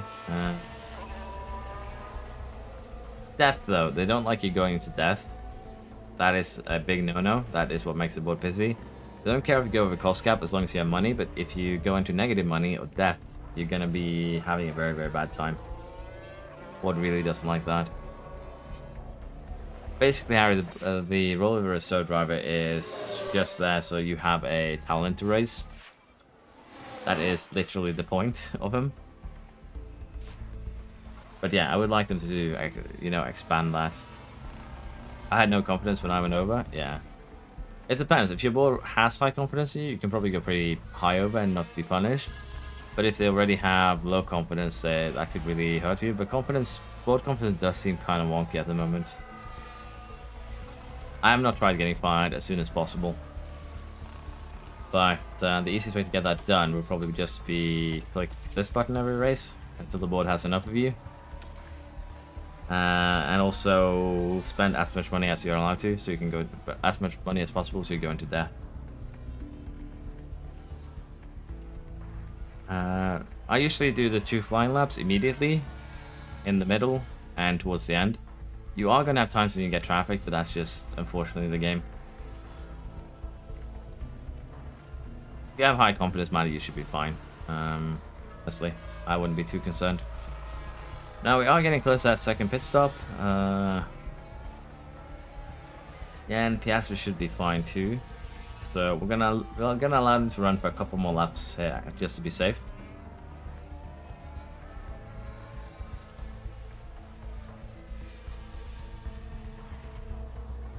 That's the best strategy for Azerbaijan. I am a bit unsure, but like 2-stop pushes is really effective right now for the game. Just as a general rule of thumb. So let's get Piastri in here for his, final stop. And we'll allow Norris to run for another lap or so. Again, both of them have been running basically the same strategy, but Norris has an extra 10% on his tyre wear. And we can actually check the lap history here too. So Piastri's been running about 21.6s pretty consistently, as you see here. There's some outliers like this one and this one, but for the most part, Piastri's been really reliably running 21.6. Norris has been running really reliably 21.3s, 21.2s. So just the tyre wear here. Well, he does also have better driving skills. The tyre wear here plus those skills basically allow Norris to get 4 tenths per lap, while basically running the same strategy. So smoothness might be really, really big this game, as I said, but again, this is a bad example because Norris is 9 overall higher than Piastri.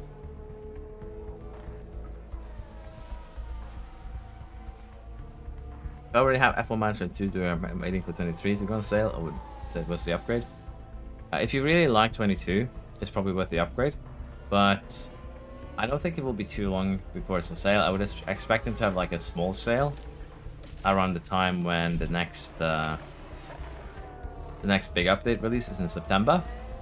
So if you can wait until then, you're probably good. But yeah, it depends. Again, it depends on how much you like the game yourself. Now, we're actually going to do something interesting here with Norris. We're actually going to slow him down. And we are going to slow down Piastri a little bit too. Get the fuel in the right order. Because the reason why we're slowing Norris down is to try and allow Piastri to catch up. Because I think Verstappen is going to be staying on those tires to the end. So, if we slow down Verstappen with a little bit of help Norris, that would be good. My first design, should I lower the life as low as possible? Yeah. Honestly, every design that I've done this save has had no durability, or as low as possible in durability slider. I use usually one set of tires in Q1, but if I'm in danger of not getting into Q2, I would use 2 sets. Probably 1 set for the first 2 runs, and then, well, 2 lap runs, and then a fresh set for the final 2. Who's the Alpha driver that you can't see the name of? Schumacher. How do I calculate my possible positive pit stop again? It shows you on the Sporting Director page. Remind me later, Sebastian, and I'll show you. So you can run a full attack or stint and ignore tire temps. Yes, to some degree you can. To some degree you indeed can. I'm actually going to try and do something a little bit silly here. We're going to go always defend. And see if we can help Piastri catch up. At what percentage will I swap out my engine? Probably around 50. Once your engine hits 50%, it's going to get a yellow warning that will result in way lower performance. Generally, I try and run them right into the 60s, mid-50s before I swap them out. Pushing fuel will result in higher tire wear? Yes, because pushing fuel in... Basically, it doesn't directly... Okay, that's not good. Pushing your fuel doesn't directly result in more tire wear, but the coasting distance here. By lowering the coasting distance, it means that we're using our brakes more, and our brakes will generally be putting heat into the tires, and if we use them more heat into the tires, which results in, to some degree, more tire wear, because we'll be running the tires a bit hotter. So we have a virtual safety car. Okay, what happened?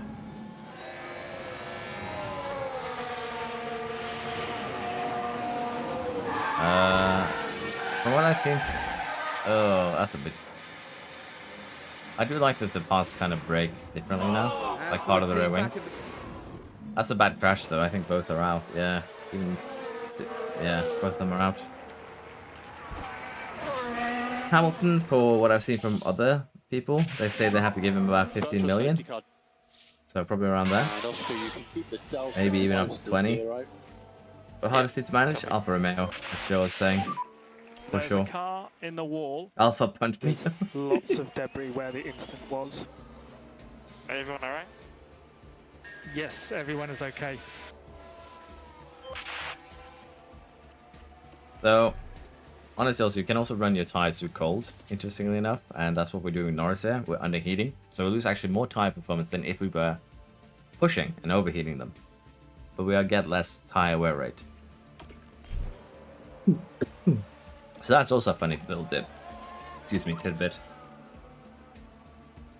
But yeah, we'll be trying here to allow Piastri to get himself a win. Which means that, unfortunately, Norris will not be winning this race. Virtual safety car ending. Copy. Recharge on. Copy.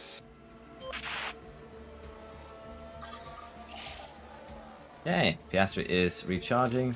Give him the push. That should give him everything he needs now to get behind Verstappen, I hope. Otherwise, we're going to have a little bit of a problem here. Potentially going to need Norris to pull behind. And he kind of did that. So without finding a teammate, there we go. And Piastri should have no problem overtaking now. Yeah, he is kind of struggling. That's not a good sign. Let's recharge a little bit. It's coincidence that Rick is an AlphaTauri, or to carry on for himself. Actually, the AI did that on their own. So it's just a coincidence. If you make it through your first season, you can have a chance. Yeah. The best team to manage? If you mean best in terms of easy, it's probably Red Bull. we have you on high aggression? We do not. Let's go for it. And we'll also put you onto always defend. And we'll allow you to deploy your ERS now.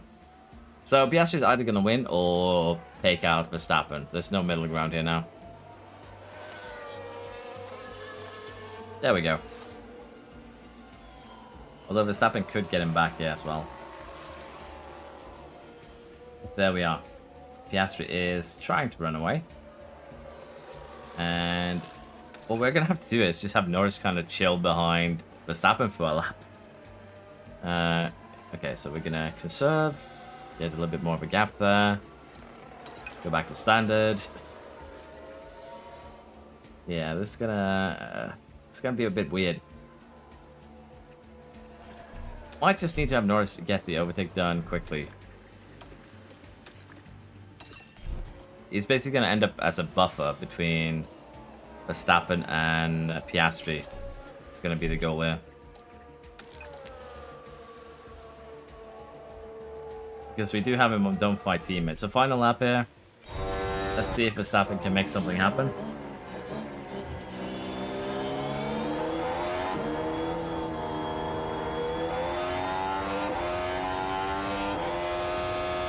Unless you win, get in there, Oscar. Most fun to manage might be a better way to put it. Most fun to manage. Do you like challenges, PP? Alpha is mystery driver is Schumacher. If you finish last in pit stop times, you still earn prize money. I don't know, honestly. I only know you get 12 million if you win. I haven't placed any other place, but it will probably be interesting to check. McLaren is a good choice here, for sure. Yeah, they are kind of running side by side and just blocking the stuff. That works. I was worried that the second that Norris slowed down enough that Verstappen would get him. This is a bit when Max takes out both. That would be a bit sad. Yeah, one win for Piastri. We take those. 8th and 9th for Williams, so that is Piastri has done it. That's actually a bit more mad. Win. And the winner today, it's Oscar Piastri. Very nice. Supermax can't catch two McLaren. Okay, that's the checkered flag. Well done. To be fair though, we do have a strategic advantage. The AI is smarter than 22, but still needs a little bit more work, I think. I didn't mean to skip that. Why do I always do it? No, for sure that Alpha is not fun. Well, Mercedes is another thing that can be kind of a challenge because they're required to come second. So that could be interesting. I obviously have the fastest car. I don't actually. And we can have a look at that once next race weekend starts. Because the AI, as I said, won't actually change pieces until the next race weekend. Good pit stops though. Can be happy with those. The McLaren Honda are back. That Red Bull engine, good choice. Yeah. We do also need to try and get for sure some P1 time. Probably in place of Norris. Race India has leveled up. That is the one that did not want a contract. Part inspecting results. Front wing failed, underflow failed. So we are getting to the point now where we actually do need to start replacing car parts and manufacture new ones as they do fail. So let's get that into manufacturing and that should be okay. Yes, I'm going to check the Williams car specs, but as I said, when the parts fail like that, it seems like the AI doesn't actually replace them until they are at the next race weekend. So the standings aren't actually accurate unless you check them on a race weekend, which is weird, but just how they decided to do that. Car development here. So according to this, we're 5th in low medium, 2nd in high. Not too good at the dirty air parts, pretty good at the brake cooling parts. 14th in top speed, 1st in acceleration. So yeah, we have an interesting car from that perspective. Will manage at least a PC update? Yeah, it's basically the update that fixed a lot of crashes, Maddie. Merc is now officially midfield team. Board confidence check-in. They have high confidence in me. Very, very good. Norris levels up his smoothness even more. We're soon going to reach 100 there. That's going to be funny. 85 accuracy for Piastri, 2 points smoothness. That's going to be also pretty good. For sure gets a point in reactions. Cornering. Should probably put for sure too on the smooth terrain. To put it that way. And Red Bull engineer team are creating some fantastic new car parts. Strong midfield championship position. What are their position right now?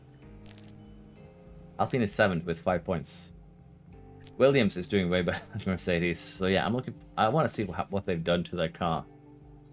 Piastri 3rd, 1 point behind Verstappen. I kind of skipped this last time around. But yeah, I'm very curious about how Williams got where they are. Where's the other Ollie? Yeah, where's your twin? Drivers usually develop BT with about 2, 3, 4. Most I've seen is 5 points a month. So they do develop relatively quick, yeah. How can I see the statistics? It's not when you're in a race weekend, it's the day before the race weekend. So before you press the go to race button, you check the statistics. Was fully paying attention. Can you run attack full stint without much efficiency loss? Yes, as long as you don't overcook your tires beyond the max temperature. So slightly overheating or moderately overheating can be fine, provided you have the smoothness so that you don't lose too much of your tire durability. Okay, so we're going to be setting up our pit stop crew here. Basically, this is also where you'll be seeing your pit stop time, either on this screen or a different one. But I'll be showing you that in a second. There was a question about that earlier. For now, though, we are going to still focus on getting that error chance down. We're down to about 4%, so I think we're getting close. Yeah, we basically maxed this out, as you can see here. We maxed out our error chance, so, well, our error chance, our mistake, can rack charge, I guess you could say. We can still do... There's no need to do pit stop drills if we don't gain anything from them, so that one actually we did benefit from. Car release. Yeah, so this is what we're going to do then.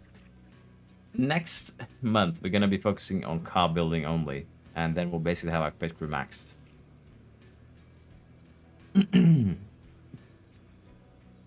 Which place be as you can hear pre-schedule? Yeah, would be nice. So always keep last man low. Yeah, keep it at minimum. You could manufacture the first design. Honestly, the first design you should manufacture. You can make specialized parts for the underfloor. I would recommend to keep balanced. But for your rear wing, focus it into a little bit into DRS. Well, focus it maximum into DRS and top speed. For your sidepods, cooling and basically just cornering. Same for your suspension, cooling and cornering.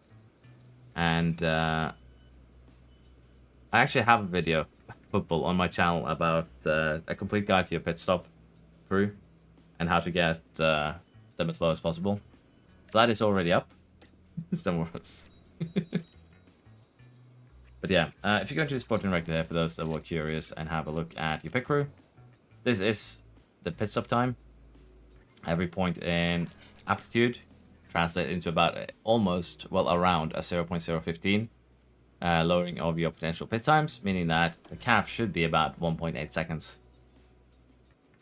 Can I do a one stop in Bahrain? I can, but it's going to be slower than doing a two stopper. So there's not any real point in doing a one stop in Bahrain.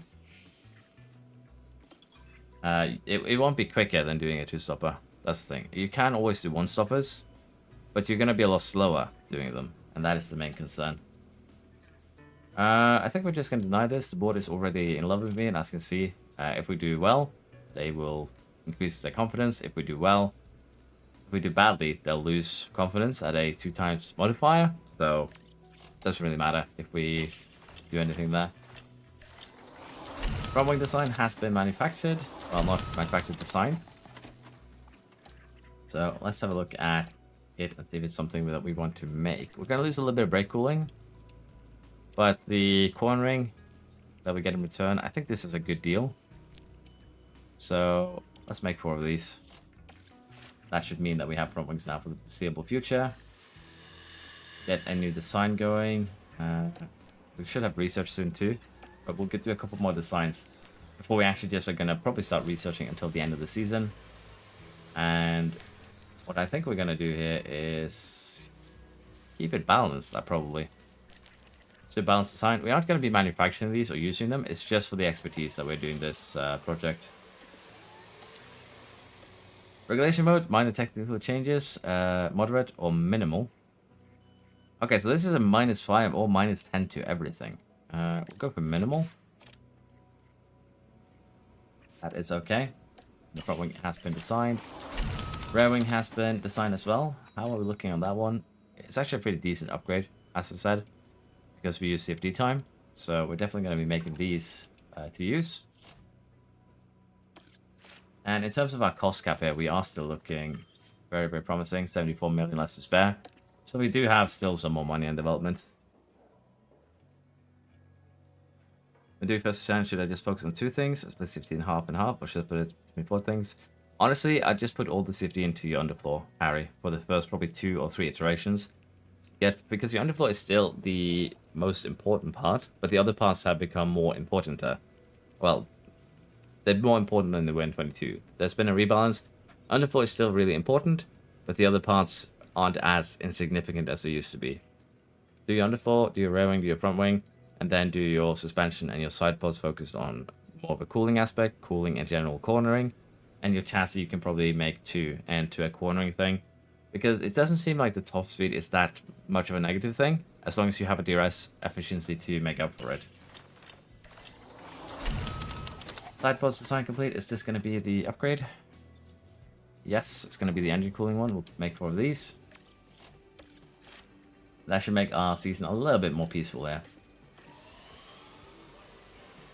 And we'll design another rear wing. Again, this one won't be as big of an upgrade as the other one, because we don't have CFD time. So this is generally just to get a little bit more of an expertise gain. It's still going to be an upgrade, so once our current rear wings start breaking, we are going to be probably start making this one as well. But I think the one we're making now is actually more of an upgrade, so it's just, again, expertise gain. You only get money for winning faster pit stop championship. This other players also get less money. I would assume they do, Rob, but at the same time, I haven't tested it out, so that's why I can't say anything definite on that one. Yeah. I think we're just going to make a basic side pod again. And go for getting the expertise up. So, standard is still decent expertise. Going for intense will give you 1.5 times more expertise for 3 times the cost. So if you want to quickly improve your car, it's kind of a good deal. But since we don't need to, we can just run standard ones. Maggie's leveled up. Well, did he level up his aptitude? He did. We can have now better pit stops, which means that we actually do need to go and change that pit crew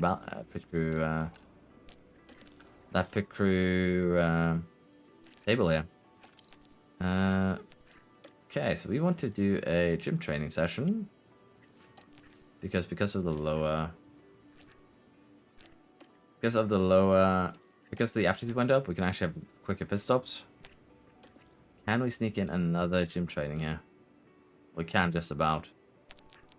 Okay, so let's see here. Can't really do it here. I believe that these gym training is less fatigue though than the other one. No, it's actually more, so let's do it like this. And yes. We are gonna just leave these to rest now, just to be safe. And then we will set up next month's calendar instead. I think that is a fair compromise. But yeah, making level up. Again, aptitude is what decides how good your pit crew can be. This is the most important stat, hands down, for your sporting director.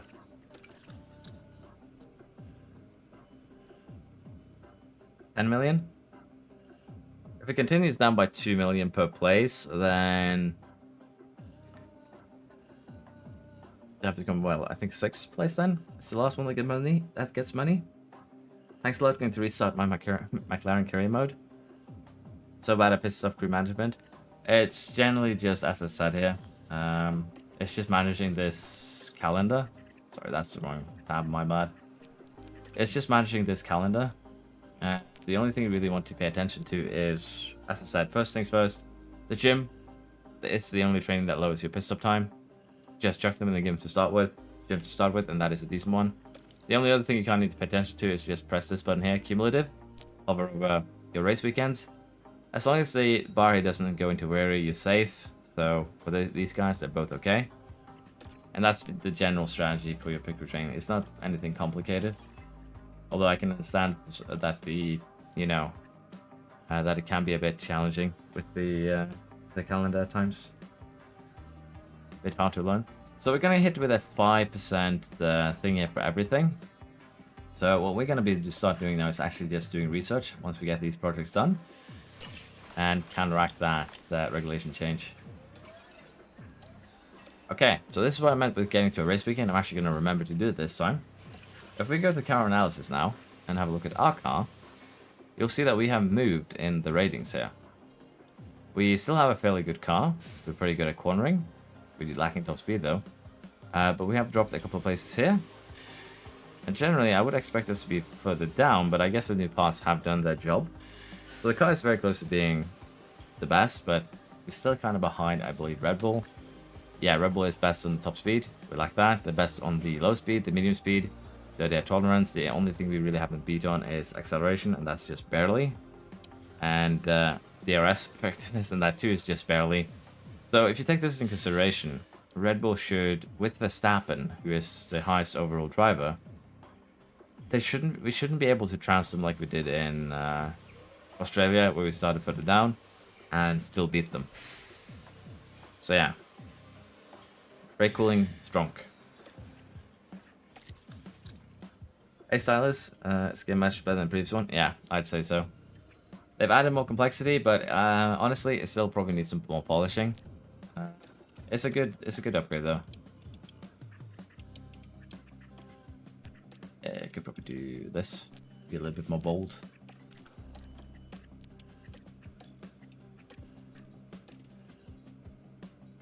My engine has terrible durability, ERS, gearbox, and power unit. Again, that is linked to your engine cooling. So if your engine cooling is bad, you're going to lose more durability than if it's high. I did forget to check Williams though. How is Williams actually looking? Okay, so Williams is quicker than us. Okay, so Williams is the high-speed team. That explains it. They really went all in on high speed here. Look at this. They're probably top of the midfield though. They have the highest high speed cornering, beating even us.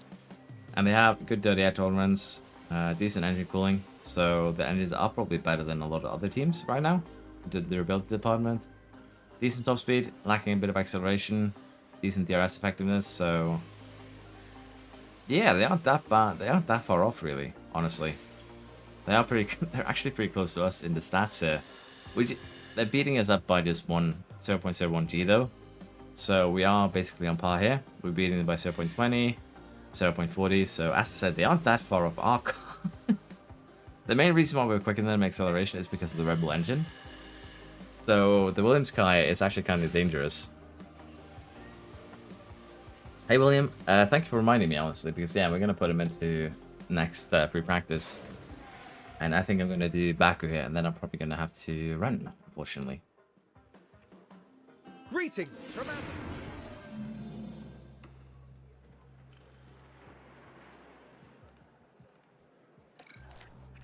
So we'll put him in Norris' car. We'll let him break that one. I believe we also do have some car parts to put in. Our chassis. They do front wing. Sacrifice a little bit of brake cooling. We'll do that for both. The side pod here. Give it to Piastri for now. Underflow is installed. Suspension is good too. We can install it now on both cars. So again, I'm just going through everything to be safe. There we are. Right, we have a new rear wing as well. This is perfect. It might actually make us the absolute best team here, but I should have checked this before the race weekend, so kind of tempted to go back. There we go, so that's the suspension. It's kind of annoying that you can't actually check it during the race weekend where you kind of stand. But this should make us, yeah. This should make us a bit more dangerous at Baku, for sure. Car part attributes. We can actually check how they stack up against the other teams, so the car parts themselves. I'm wondering how that rear wing stacks up. So, it's the best rear wing for drag reduction DRS, but we are lacking downforce on it, which isn't that surprising. What about, say, the underfloor? Okay, it's the best except for two things. So, that's kind of what we expected. The suspension should be pretty bad. And as you can see, it's basically one of the worst on the grid, except for the cooling. And the side pods there should be... Again, it's the best cooling part, but pretty bad at everything else. So, as long as you have the top three parts, well, the main three parts like you usually do, your front wing, your rear wing, and the underfloor, you'll be able to make a pretty good car, but even then, this front wing here isn't, well, this one is a lot better, but it isn't super good. Like, we still have a little bit of work to do on it. Let's get the car set up in order, and then we'll be ready.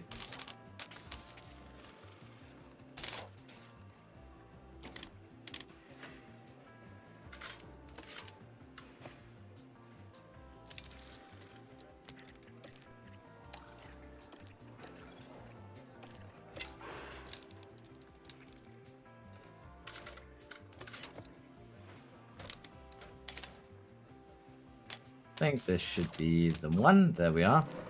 Again, Rashor is our serve. We are going to have to give him a little bit of experience soon. Test things out with him. And then we'll go. What's the best way to upgrade acceleration? Acceleration is heavily linked to your engine, so it's actually getting the Red Bull engine.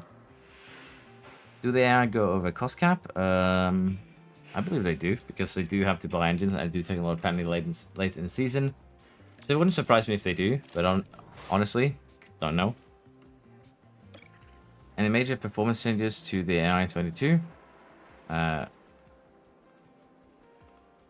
Basically, the AI, it will now be... Generally, AI will change their strategies around. They will not always use the pre-made strategies. Like in 22, you basically always knew what the AI was doing based on what you could preview in terms of strategies. This is actually... Oh, I should have done this manually. This is actually a sprint weekend. Welcome to quality. The AI is generally a lot more competitive here. They do actually try and fight you.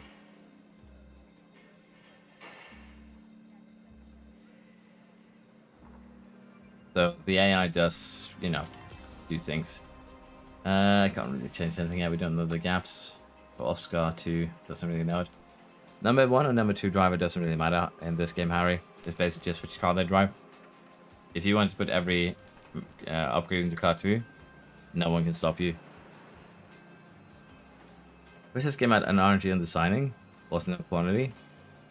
Honestly, some of the RNG to it would be nice. It would make it a little bit more interesting, but at the same time, just add difficulty to it. You've been fired. My condolences, Bram. But basically, as I said earlier, for the AI, they will change up their plans. They will now actually, you know, do qualifying early if it's going to start raining. They will push early in the race to try and get an advantage. They will push at the end of their stints to try and get an advantage. They're still kind of meh in the mid stint, basically, you know, the laps in between the last 5 and the first 5. But in general, you will see the AI trying to take a little bit more advantage of you, attack you if you seem to have, you know, bad tires, things like that. So the AI is more responsive, but I don't know if they're more competitive on the development side of things. So that remains to be seen after, you know, 2 or 3 more seasons. But generally, the AI has gotten an upgrade that is pretty decent. So we're starting to get low here on the components, but I think we could do the sprint race and the race itself here with this. So we're just gonna stick with it. Get the setup set up here for Baku. Now, Baku is one of those places where this can backfire. The reason why that is because of the extremely long straight.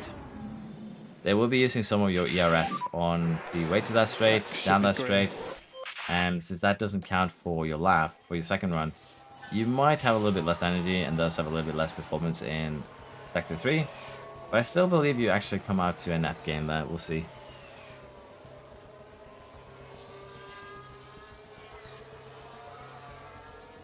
Okay, 42.9. I think that is acceptable. 42.1, that's even more acceptable, so went from 42.9 to 42.1 there, from run 1 to run 2. Started another one with Williams.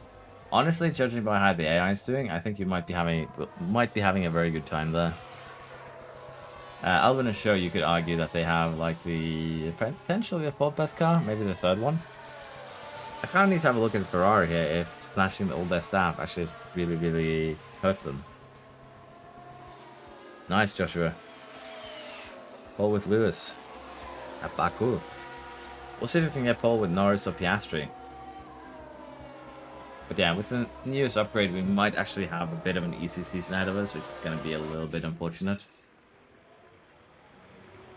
Also, it is extremely hot here, which is why you're hearing weird sounds when I get up from my chair, unfortunately.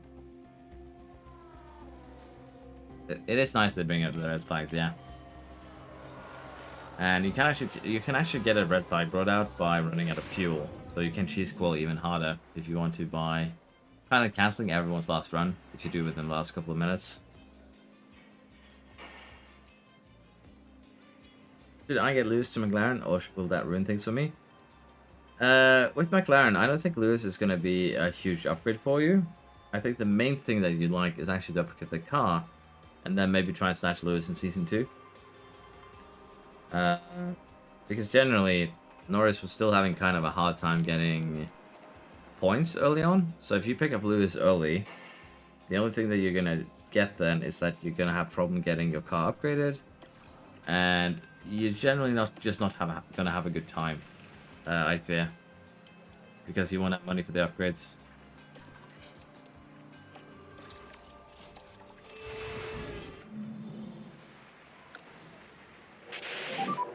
Sessions should be starting now. Merc upgrade their car because they're through to Q2. Bam.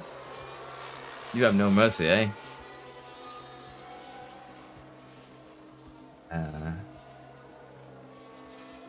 Any pass this one with Alpha? Pretty proud of. Yeah. That is actually kind of an achievement, Aka. Gonna make an Alpha save. I'll let you know how Bahrain goes when I finish it. Honestly, I'm gonna probably be doing Alpha myself in the future, but it's just gonna be a one-off development one, basically a one season. Kind of just for fun, a objective survive type deal.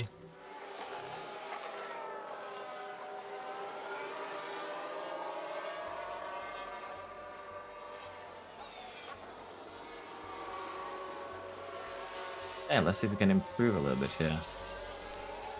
Russell is also kind of praying that he will be improving. Albon, potentially Q3 again. Let's see. No, oh, he improved quite drastically, actually. Piastri did not, so shame.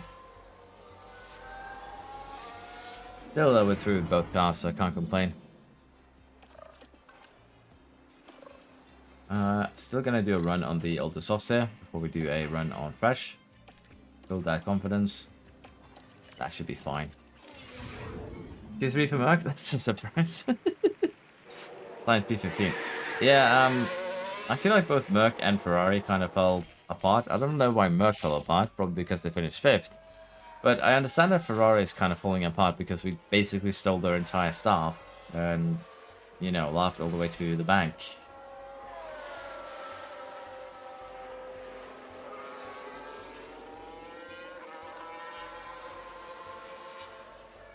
Another 42.9 as a starting point. Gas is just very much slower than him, and that is a bit of a concern here. That's a little bit better.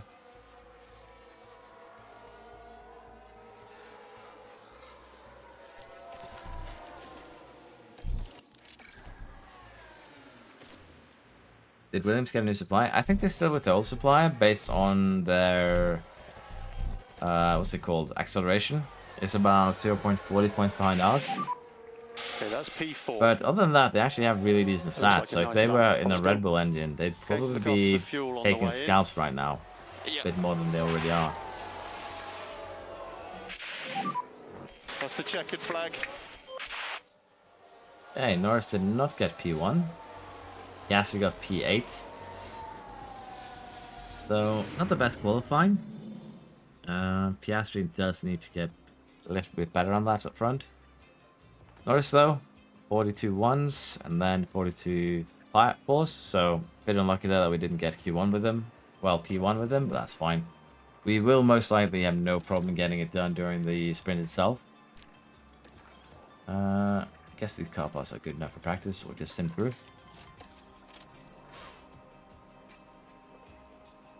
Check the top right data view. Guess I'm gonna have to wait for the sprint to do that.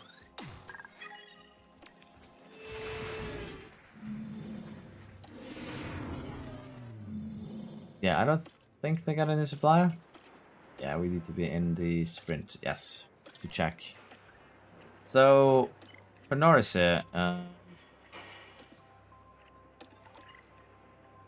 we're gonna go softs, I think. Yeah, they should be just barely quicker, so we're gonna gamble on softs. But Piastri, because he has usually some more degradation, we could play safe here on the mediums. We could go softs with him, but I think we're just gonna go full attack mediums for Piastri. He has lower, smoothness. Does leave him kind of vulnerable if something were to, if nothing were to happen, so to speak. It is Baku though, so we should have a bit of a crash. What's your tips when to push tires and fuel? Basically, immediately, I would push fuel at least down a kilogram in races, about 400 grams in sprints. And basically, if you can push tires without losing too much durability, I always want to do that. So, let's see here. Our condition.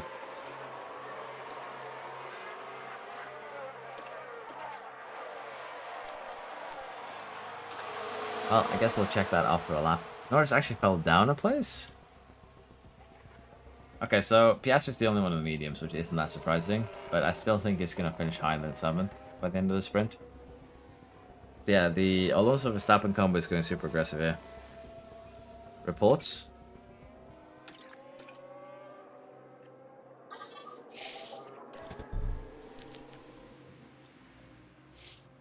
Powertrain usage? Ah, there you go. Williams is using Renault engines. AlphaTauri has switched to Ferrari. Aston Martin with Ferrari, Alfa Romeo with Renault. We and Red Bull are the only ones with Red Bull. Okay. Nobody likes Mercedes engines anymore. Yeah, I found it. Thank you, Aldo. But this is bad. This is a bit funny. Like, Merc fell down for one season, and I was just like, nah, we're going with the Alpine crew now. And AlphaTauri just going, basically stealing Ferrari engine technology for Red Bull. I'm surprised that Norris is this slow, but I guess it's because we forgot to toggle the battle assist, honestly. We'll see if he'll be able to fight back a little bit more now.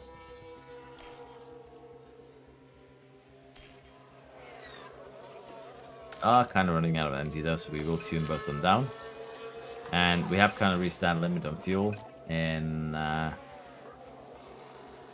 sprint, so we'll tune that down as well.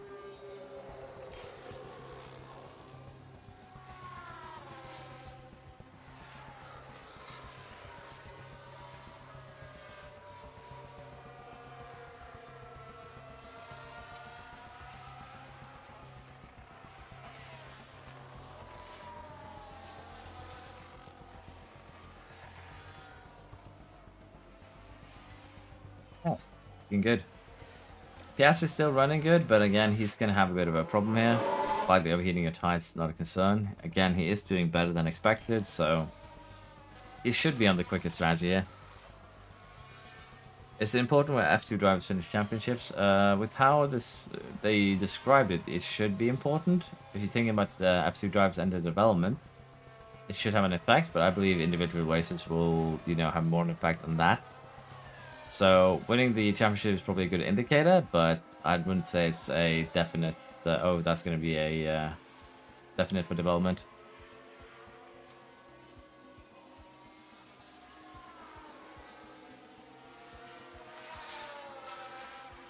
Piastri, though, is still fighting Stroll. Norris is kind of stuck here with Perez. We probably are going to want to just harvest for a lap or two. So that when the time comes, we can just push full speed away from Perez. And Piastri probably wants to do the same thing, honestly. If we can break the gap to the car, we're going to be able to, you know, move forwards without having being in trouble. Virtual safety car. Virtual safety car deployed. Who is Drive to the the Delta. culprit this time around? Sainz. Science is clearly out. Just make sure you have a good look around for debris. Is everyone Nice. alright? Out. Oh, I forgot Yes, to click the everyone is button. okay. Okay, so we're 4th and 6th. We're going to have VSC here now for a couple of laps, so this helped Norris. But again, in terms of degradation, as you can see, basically Norris is almost keeping up with the median of Piastri. That is kind of mad. Hello, HarrySir. How you doing?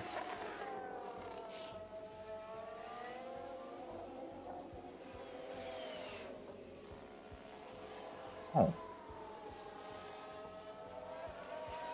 See what we can do now.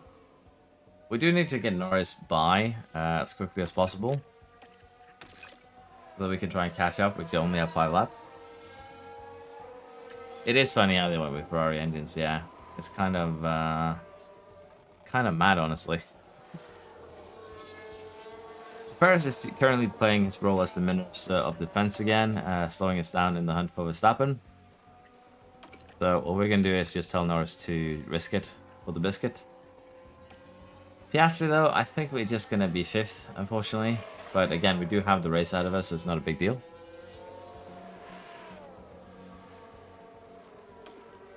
Yeah, for Norris, we're just gonna have to try and push everything, get within DRS, and then try and get the overtakes done on Verstappen and Alonso. Hopefully. It's still 3 seconds ahead, so even if we get 6 tenths a lap, it's not gonna be enough.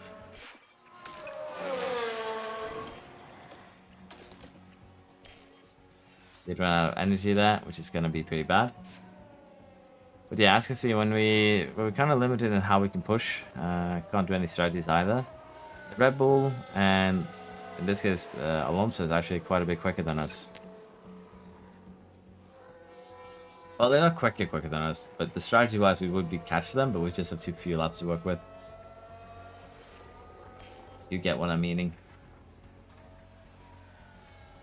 Norris has caused a red flag. Did he just crash out Perez? And there's Oscar Piastri, having finished this sprint in the points.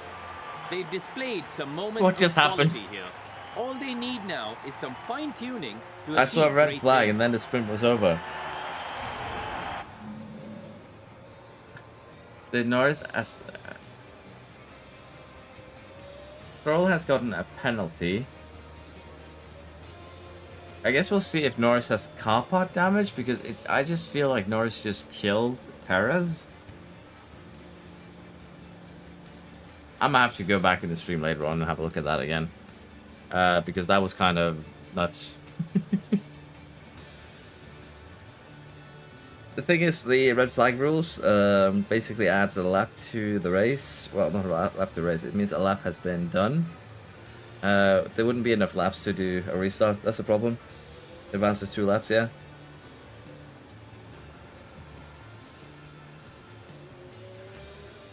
Not sure is reserve driver William? Our reserve driver? Yeah, this is a bit concerning. So, because we didn't finish the lap, I won't actually see any damage here. So, I'm just gonna double check 56, 47, 59, because I'm really curious if Norris just punted him, because that's kind of what it feels like. 56, 47, 59. Okay.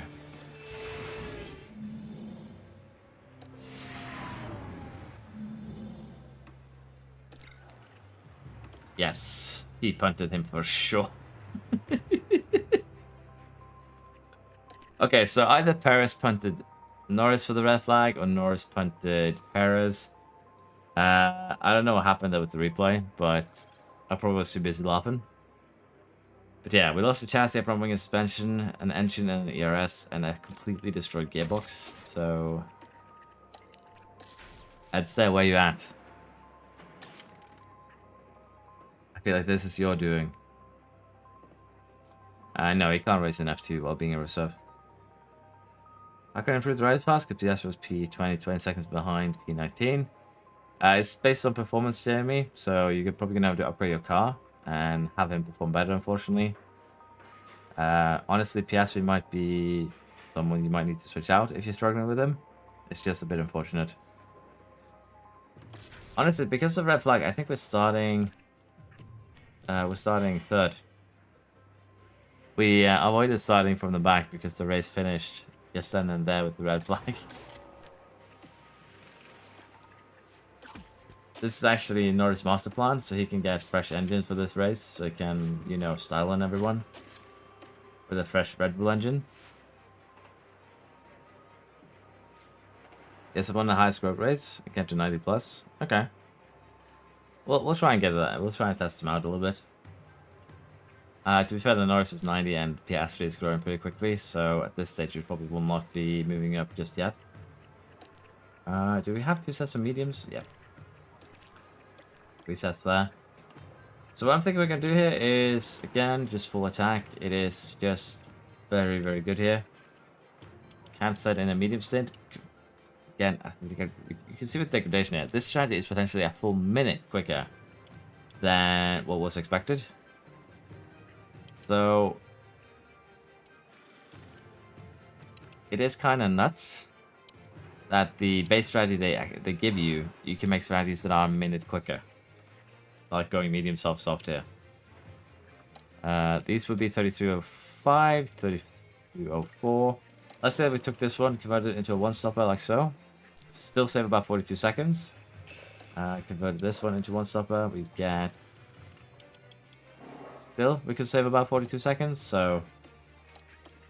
Yeah, you'd probably want to go aggressive like this, but doing an aggressive one-stopper is also possible if you are basically going to be gambling on safety cars, red flags for your pit stop. Could definitely be doable. But we're going to be a bit more aggressive and just go for the 2 stops to begin with, and if there are some pit stops then we'll adapt as we go.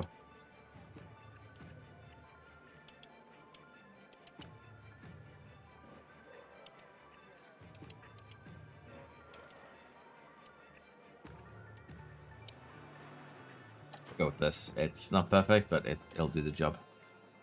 Do it for right strategy, go wets to hards. With the aggressive strategy we're going to be using, we could potentially end up being a pit stop up here, so we might just do that for fun. Oh, I see why it's slower. It's because I did a boo-boo, like so. There we go.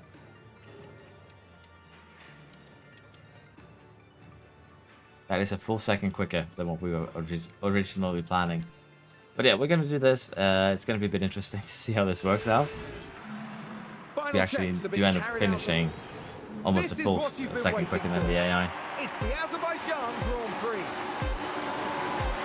And it's lights out, and away we go. Ugly ARS assist immediately. Norris is already aggressively attacking, kind of. Then for Piastri. Paris running softs, Hamilton Stroll running softs. Generally, not a lot of sub runners, so about a third of them. We'll see if we can do something here with the strategy.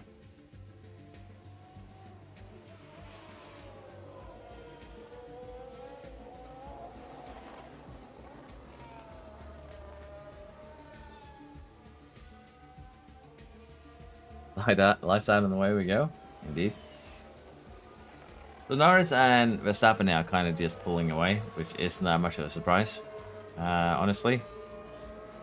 We do need to try and navigate Piastri through the other cars here, but he is a tad slower because of the driver stats. So he'll probably be falling a little bit backwards now during the first part of this stint, and towards the end he'll be kind of moving back forwards. It's usually what you can expect unless you have, you know, a 90 rated driver. Or 86, 87. Basically, you need a driver in a car that can compete with the other drivers, and if you lack just one of them, at the start, you will be falling back. That should be okay. Piastri should get P5 and above. If not, he gets the boot. He has been doing it so far, though. He has one, he has got a P3, and he's got a P5. So he is within your limits there. Currently, pushing the mediums here is not actually a concern at all. 125 degrees. Tsunoda has crashed. Now is that Yuki Tsunoda? Let's see what actually happened here.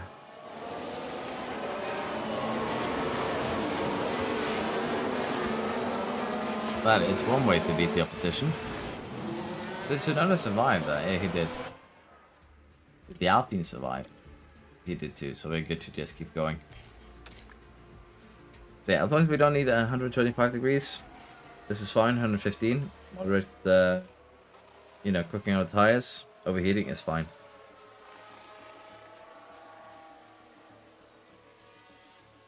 I always have no soft compounds for the race. Do you sim practice, sim qualifying? Welcome back, GS. Aaron, do you usually sim qualifying, or do you do it manually? No, this is the race. It's just the man asked why he doesn't have any soft for the race itself.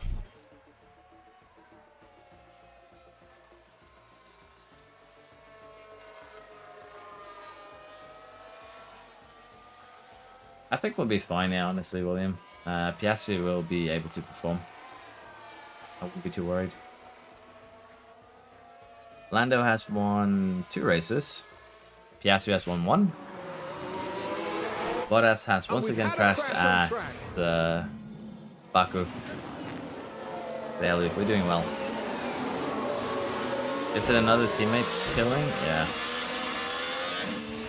Teammates really like crashing into each other on this track. But once again, they survived. No damage done. Well, no severe damage done, so we can continue the race.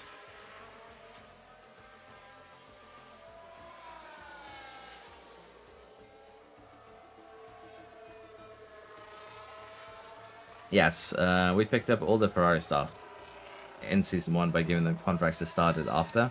So, yeah. We have every single member of the Ferrari crew currently as a McLaren crew. Well, not every single member. We have the sporting director, the aero chief, and the sporting director, technical director. So, Verstappen is still kind of in the league of his own here, aside from Norris, but Norris' main gain here is that he's pushing. As you can see, the AI isn't running as aggressive strategy as us. We can see that on the tire wear. And that is mainly when Norris is gained. So right now he's running 1.3 seconds quicker than Verstappen. So that is kind of nuts. Aaron, if you're struggling with having fresh soft for the race, use one set in Q3. If you can't get through to Q2 on one set of softs, you use 2 sets, and basically you use that same old set for Q2. And the thing is that you don't need to use fresh sets for every run in quali. You can just use the older sets and still potentially get through. And that's generally how you get fresh sets for the race, by limiting the usage in quali. However, if you sim in quali, the AI will almost always, particularly if you get to Q3, use every single set to some degree. Like every set will have some durability loss if you do sim quali.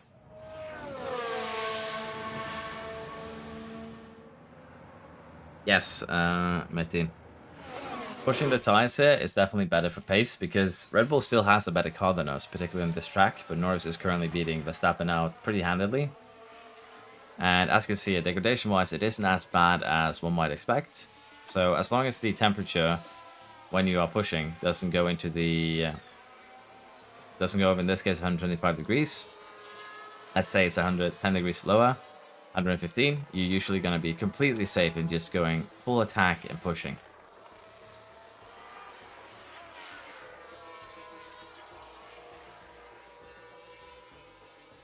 There are some tracks, Aaron, where it's a bad idea, but there's more tracks I'd say where it's the best idea or the best strategy. So it depends, but generally it's easy to check. Let's say that we want to do this strategy aggressively. If we toggle every single one of these to aggressive, as long as all of these are a little bit above the line, like here, where I'm moving my mouse, for all stints, you're usually fine running aggressive. However, if it's close to if you can't turn it into, aggressive or attack without it dipping below the line, you usually won't be safe running attack because you'll actually get tires that are so hot that the degradation will be really, really bad. So we have a safety car here. What exactly happened? That's not Well, I was looking explaining. good for Charles Leclerc. Basically, immediately, if you really want to. They would need to want to get your team to, okay, that is a gearbox engine going. Smoke. I stole a screenshot. Had to. Safety car deployed. Safety car, recharge button on. So, Perez got murdered by So keep the Leclerc, delta close to 0. and they are taking advantage to pit. Focus So on we'll do keeping the same thing, of temperature in the course. brakes and tyres. Nothing stopping us from doing that. This safety car came in the perfect time to get pit stops done, but we aren't really in any rush or anything like that either, so it's fine. But yeah, Kai, as long as the Ferrari staff are willing, you can just sign them onto a contract for next season immediately.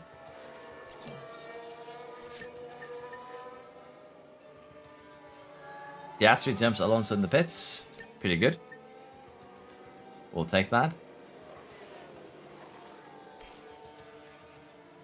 And Charles Leclerc actually survived after crashing. The game is kind of weird on who gets the penalty, Noah. So sometimes it looks like it would look like the person who isn't at fault gets the penalty. So I don't know if they might have made a bit of a slight error there in the race engine, where the penalty gets applied to the victim. So I don't know. It's a bit of a wonky one. We'll know more once they release a few patches, I think.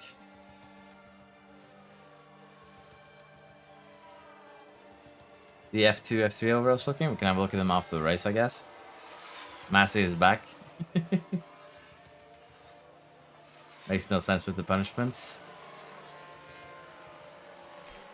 Let's speed things along here. Get done with this safety car run. There we are. Safety car is in this lap. And we're just going to deploy And for the everything. restart, it will just be recharge off. Confirm. Safety car is entry now. See if Piastri can get something done. No overtaking.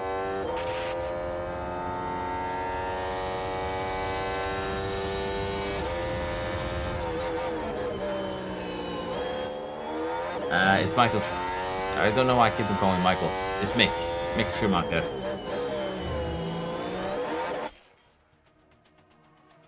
For some reason, his name card doesn't show up, but I'm pretty sure Frontier has been made aware of it, so it's probably going to be fixed in a future patch.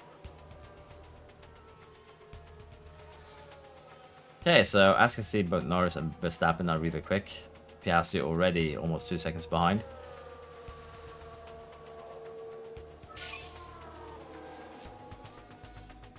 So yeah. Go to his cam. Who? Piastri's? Or Schumacher's?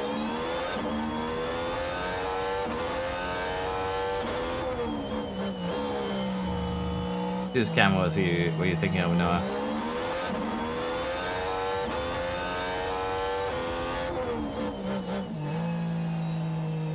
His? When I give you more than one option, I'm gonna need a name. Okay, fair enough. We can have a little bit of a look at him, yeah.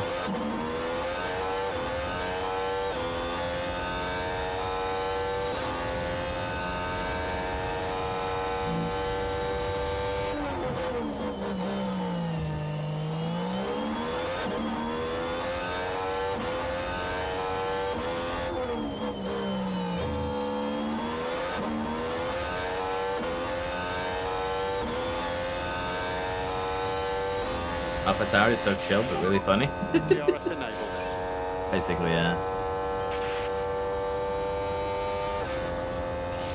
Yes, CRS is still good though. We have a little bit to go on, but thank you for reminding me, honestly, Guido. I appreciate that.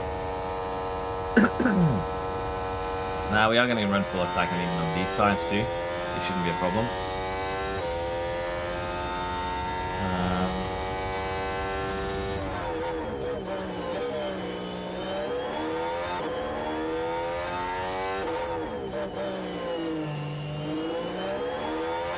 this one doing Williams.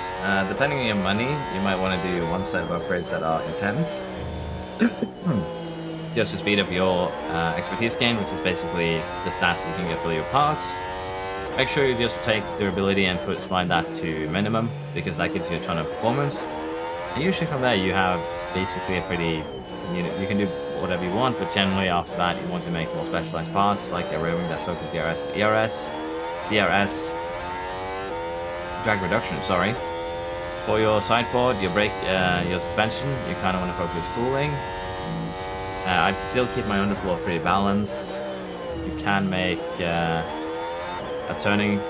cornering focused chassis and front wing. And generally just don't ask. Nah, it's fine to ask. Only just being a little bit curious. We are going to speed things up though. We'll have to see if Piastri can actually get in a position where he can cause problems for Verstappen. Because both Verstappen and Norris are pretty quick here. And Norris is going to end up basically pulling Verstappen along. But we could, for the sake of development testing, slow Verstappen down enough that Piastri catches up. That actually through?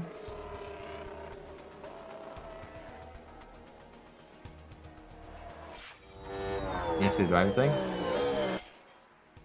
Considering that Williams seems to have a pretty good cross for the F2 drivers and F3 drivers, I wouldn't be surprised if it was. We don't want to overcook the tyres. Okay. Honestly, with the... say they are overcooking, but literally they're just slightly overheating. That's like getting... in this game, this is basically getting served a rare steak. Medium rare, maybe. So I'm happy with it.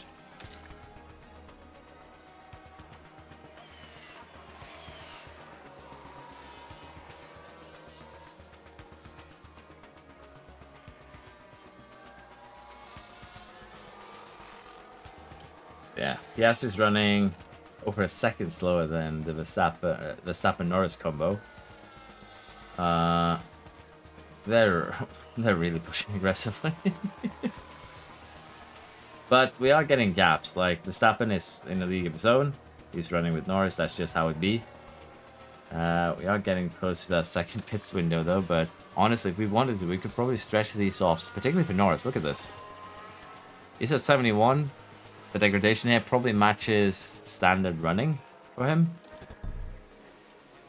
Again, if we move this, yeah, it's basically just a slightly worse than running standard. And as you can see, if we ran standard for the entire stint, we'd be about 12 seconds slower. We can't actually be quicker than what we are, funnily enough. So it's a weird one, honestly. But as I said, I think they just undertuned the heat mechanic currently. Like, it isn't punishing enough to overheat the tires at this moment. Any good cheese stats to sprint this game? Yeah, basically that, Keegan. Pick whatever compound will finish on attack. That seems to be a pretty good cheese stats for sprints right now.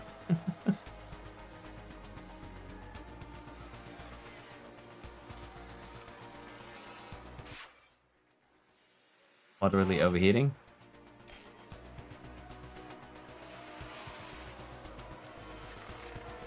Yeah, and that is fine. Moderately ain't that bad. Verstappen has actually pushed his tires a little bit here. He's at 67. But again, smoothness it does play a big part. Piastri basically spent a lot more durability than we have. So what I'm thinking is that the gaps are almost, well, they're basically good enough now that we can pit Norris safely. So we're going to do that, and we're also going to pit Piastri onto this final stint. I think, yep, should have pit him actually slightly earlier. But that should be okay. They should still regain their positions, no problem. This should be perfectly okay. We'll see if we can catch Verstappen though with Norris. I would assume that we can. But it's kind of hard to guesstimate here. But considering that Norris is already just choo-choo trained past the Astons, I'd say it's looking very, very promising. Piastri, we're going to recharge while fighting Russell. Should still get him again on the main straight next round. Then we can go a little bit more aggressive on the ERS. How much do the good drivers matter? A fair bit, honestly. Depending, your driver stats do matter a lot. Your car stat is important, of course, but driver stats do matter just as much. Yes, Jordan, this is going to be my last race for the evening, unfortunately.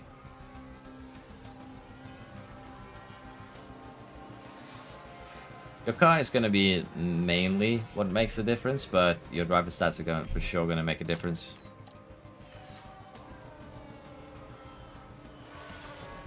We're going to settle Piastri a little bit more into the high aggressive overtakes. Get him back up to where he should be. Because it's going just a tad too slow here for us.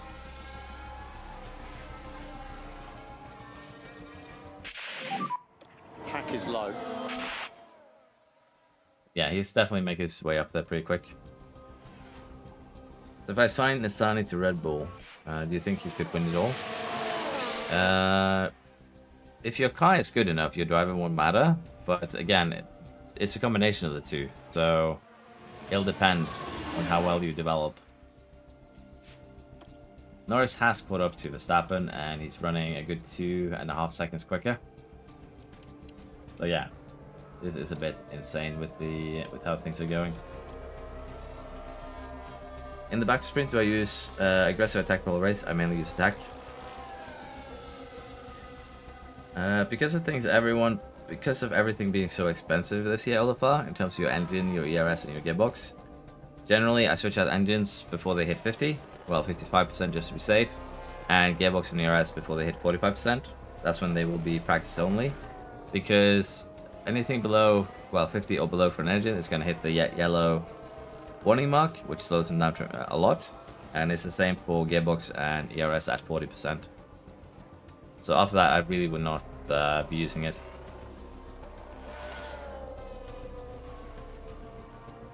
Who is that second alpha? I've seen this one. It's Mick Schumacher. But yeah, Norris is kind of running away now. We could shoot him down if you wanted to. Piastri should be able to get Stroll and Alonso, but he's gonna be close here. We'll see how that goes. It's the last race. Let's watch the last 3 laps with from Norris' hunting cam. Sorry, Piastri's hunting cam. Let's see if he actually catches the Aston here. He should. Lap times, he's running a good 1.3 seconds quicker than Stroll. But if they're DRSing of each other, it's just 3 tenths quicker.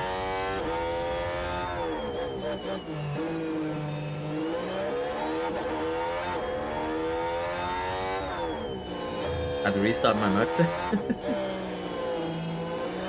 That is, honestly, that's probably what most people are going to do. They're going to experiment in the first season, and either it's going to go really well or go really bad, and then they'll probably restart with that newfound knowledge, so don't feel bad about it.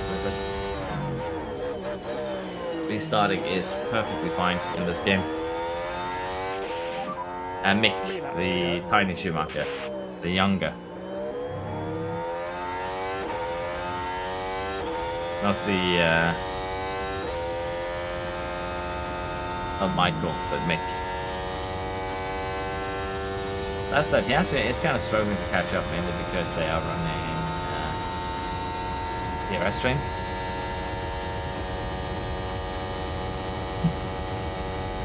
Had to restart Williams because I totally forgot to research.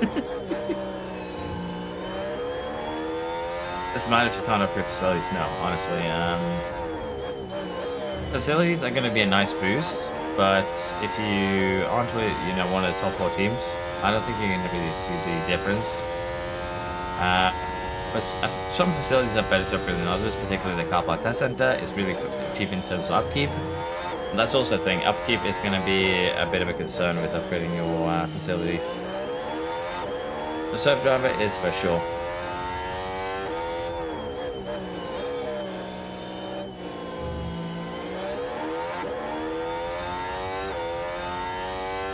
The thing is, Matt, basically in Season 1 in particular, I think the reason why we have so many crashes there is mainly due to the fact that a lot of teams have really, really bad brake cooling, honestly.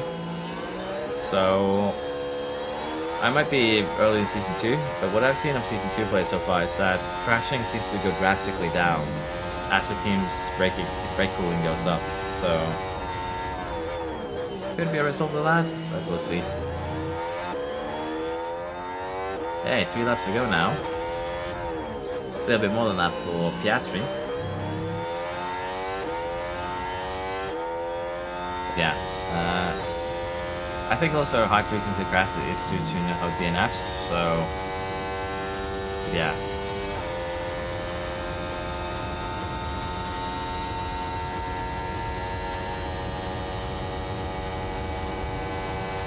We're gonna get him on the inside now. Basically, that might be bye-bye to the Alonso.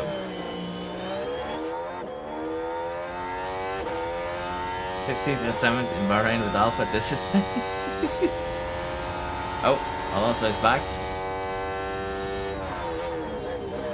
Go on, Piastri. Just send it in return. No, hop done. Although you are running out of fuel, which could be a bit of a problem here, so Full lift and coast. I think standard should be okay, but we might need to just recharge a little bit towards the end. I'll be tuning that North too, because I'm pretty sure that running a little bit more aggressively here has a chance of you crashing more often. Wouldn't surprise me. Thank you, yes, you are indeed correct in the fuel. Thank you for the reminder again.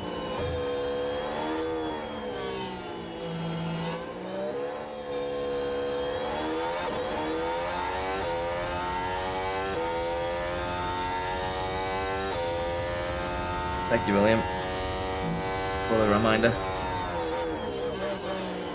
We're gonna probably have to recharge a little bit, but I'm thinking we're gonna do that in the turning section rather than on the main straight here.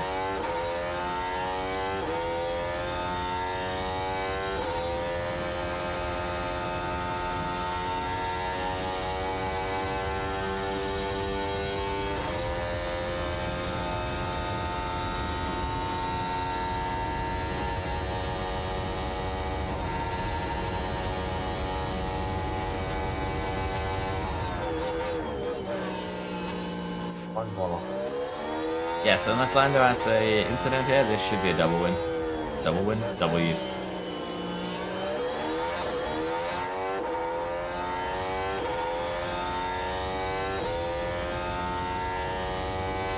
Okay. Piastri strategically gets the overtake done. Let's just see if we can regain the fuel here now. We should have no problem to get that done before the end of the lap. Then we'll get back to just deploying and being a little bit more aggressive. Yes, we can have a quick look at the F2 and F3 after the race. Yeah, they said they had done some rework on this, but they still need to polish it a little bit more, the race engine, unfortunately. It's still a little bit too much back and forth.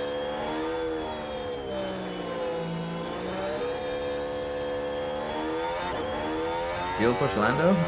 Don't need to push. He's got 12 seconds to Verstappen in the lead. There's no need to put any risk on him. Piastri though is pushing a little bit too. There we go. We just run him conserved because he is outside of Alonso's range. Yeah, proud of you, proud of everyone. Boys and girls back in the factory, thanks a lot. It's a cool car to drive, thank you.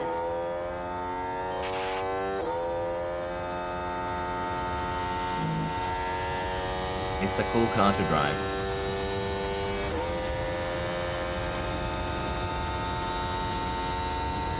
Pocanaldo. The car is competitive enough. It's probably, as I said, the third, fourth best car. That's the checkered P3. But it's also mainly the strategy in this case, the fact that we're just going full attack for the entire race.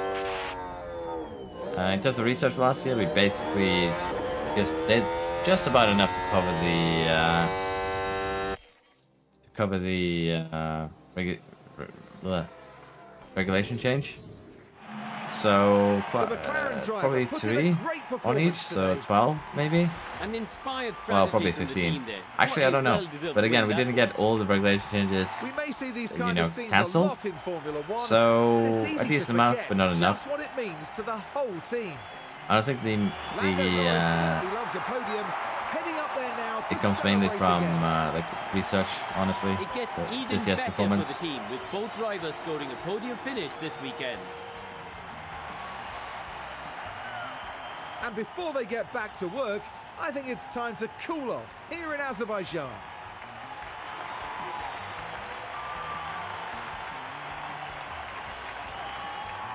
Are there any real trophies?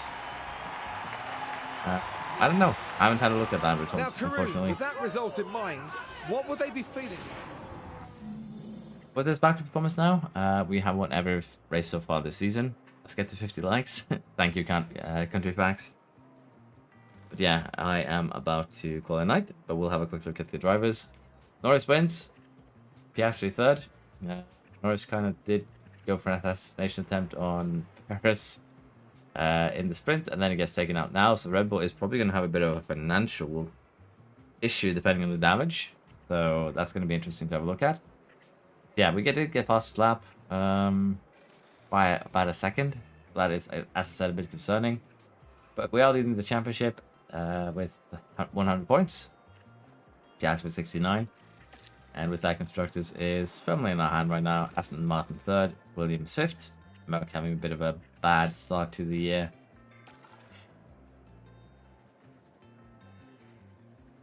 Yeah. As long as you can cancel out regulation changes, I don't think you'll have too much trouble. As long as you just slide down all of the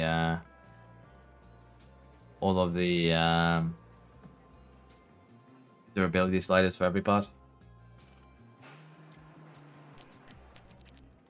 Both sub 1.9 pit stops. Can be very happy with that. And pretty decent consistency as well. So we did make a decent amount of money, about an extra 1.4 million from the sponsor goals. That is definitely something we can be happy with. If I sacked Piastri, would I replace him with? Probably like the Verstappen, honestly. Suspension design is completed. Manufacturer design of the front wing and rear wing has also completed. But the suspension here, how is that actually looking? It's a very good low speed one. And we are already basically the king of the high speed, although I would like to see it next race weekend. But I think we're going to be making these suspensions, get that low speed down as well. And we did lose another chassis, so we kind of need to get that manufacturing going as well. But for the rest of the year, the project that we're going to be doing will be probably just research, see if the AI can catch us. Because most things are getting hit with minor technical changes, or as I said, just 5%. But we're going to need probably about 5 runs on the underfloor here to make up for it, so we're going to have to do a lot of them. And we'll just keep one engineer on it to the project. Yes, we're going to be jumping into F2 and F3. I'm just getting everything else done before I go there. Before I forget. So, current F2 standings. Colin is leading. Invicta is in second. Trident in third. And in terms of the drivers themselves, Bestie is leading. We have Behrman, we have Doohan, then we have Hadja and Maloney. And the Mini has been promoted, I believe. No, Mini was the last year too. That's my bad. But yeah, those are the F2 rankings and results. Bestie 74, Doohan 74, Behrman 73, and Maloney 76, Hadja 74. And I don't think there's anyone higher than that. 71 is probably the other one higher. Yeah.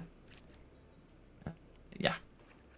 For F3, Saucy is leading, 64. Marty is second with 62.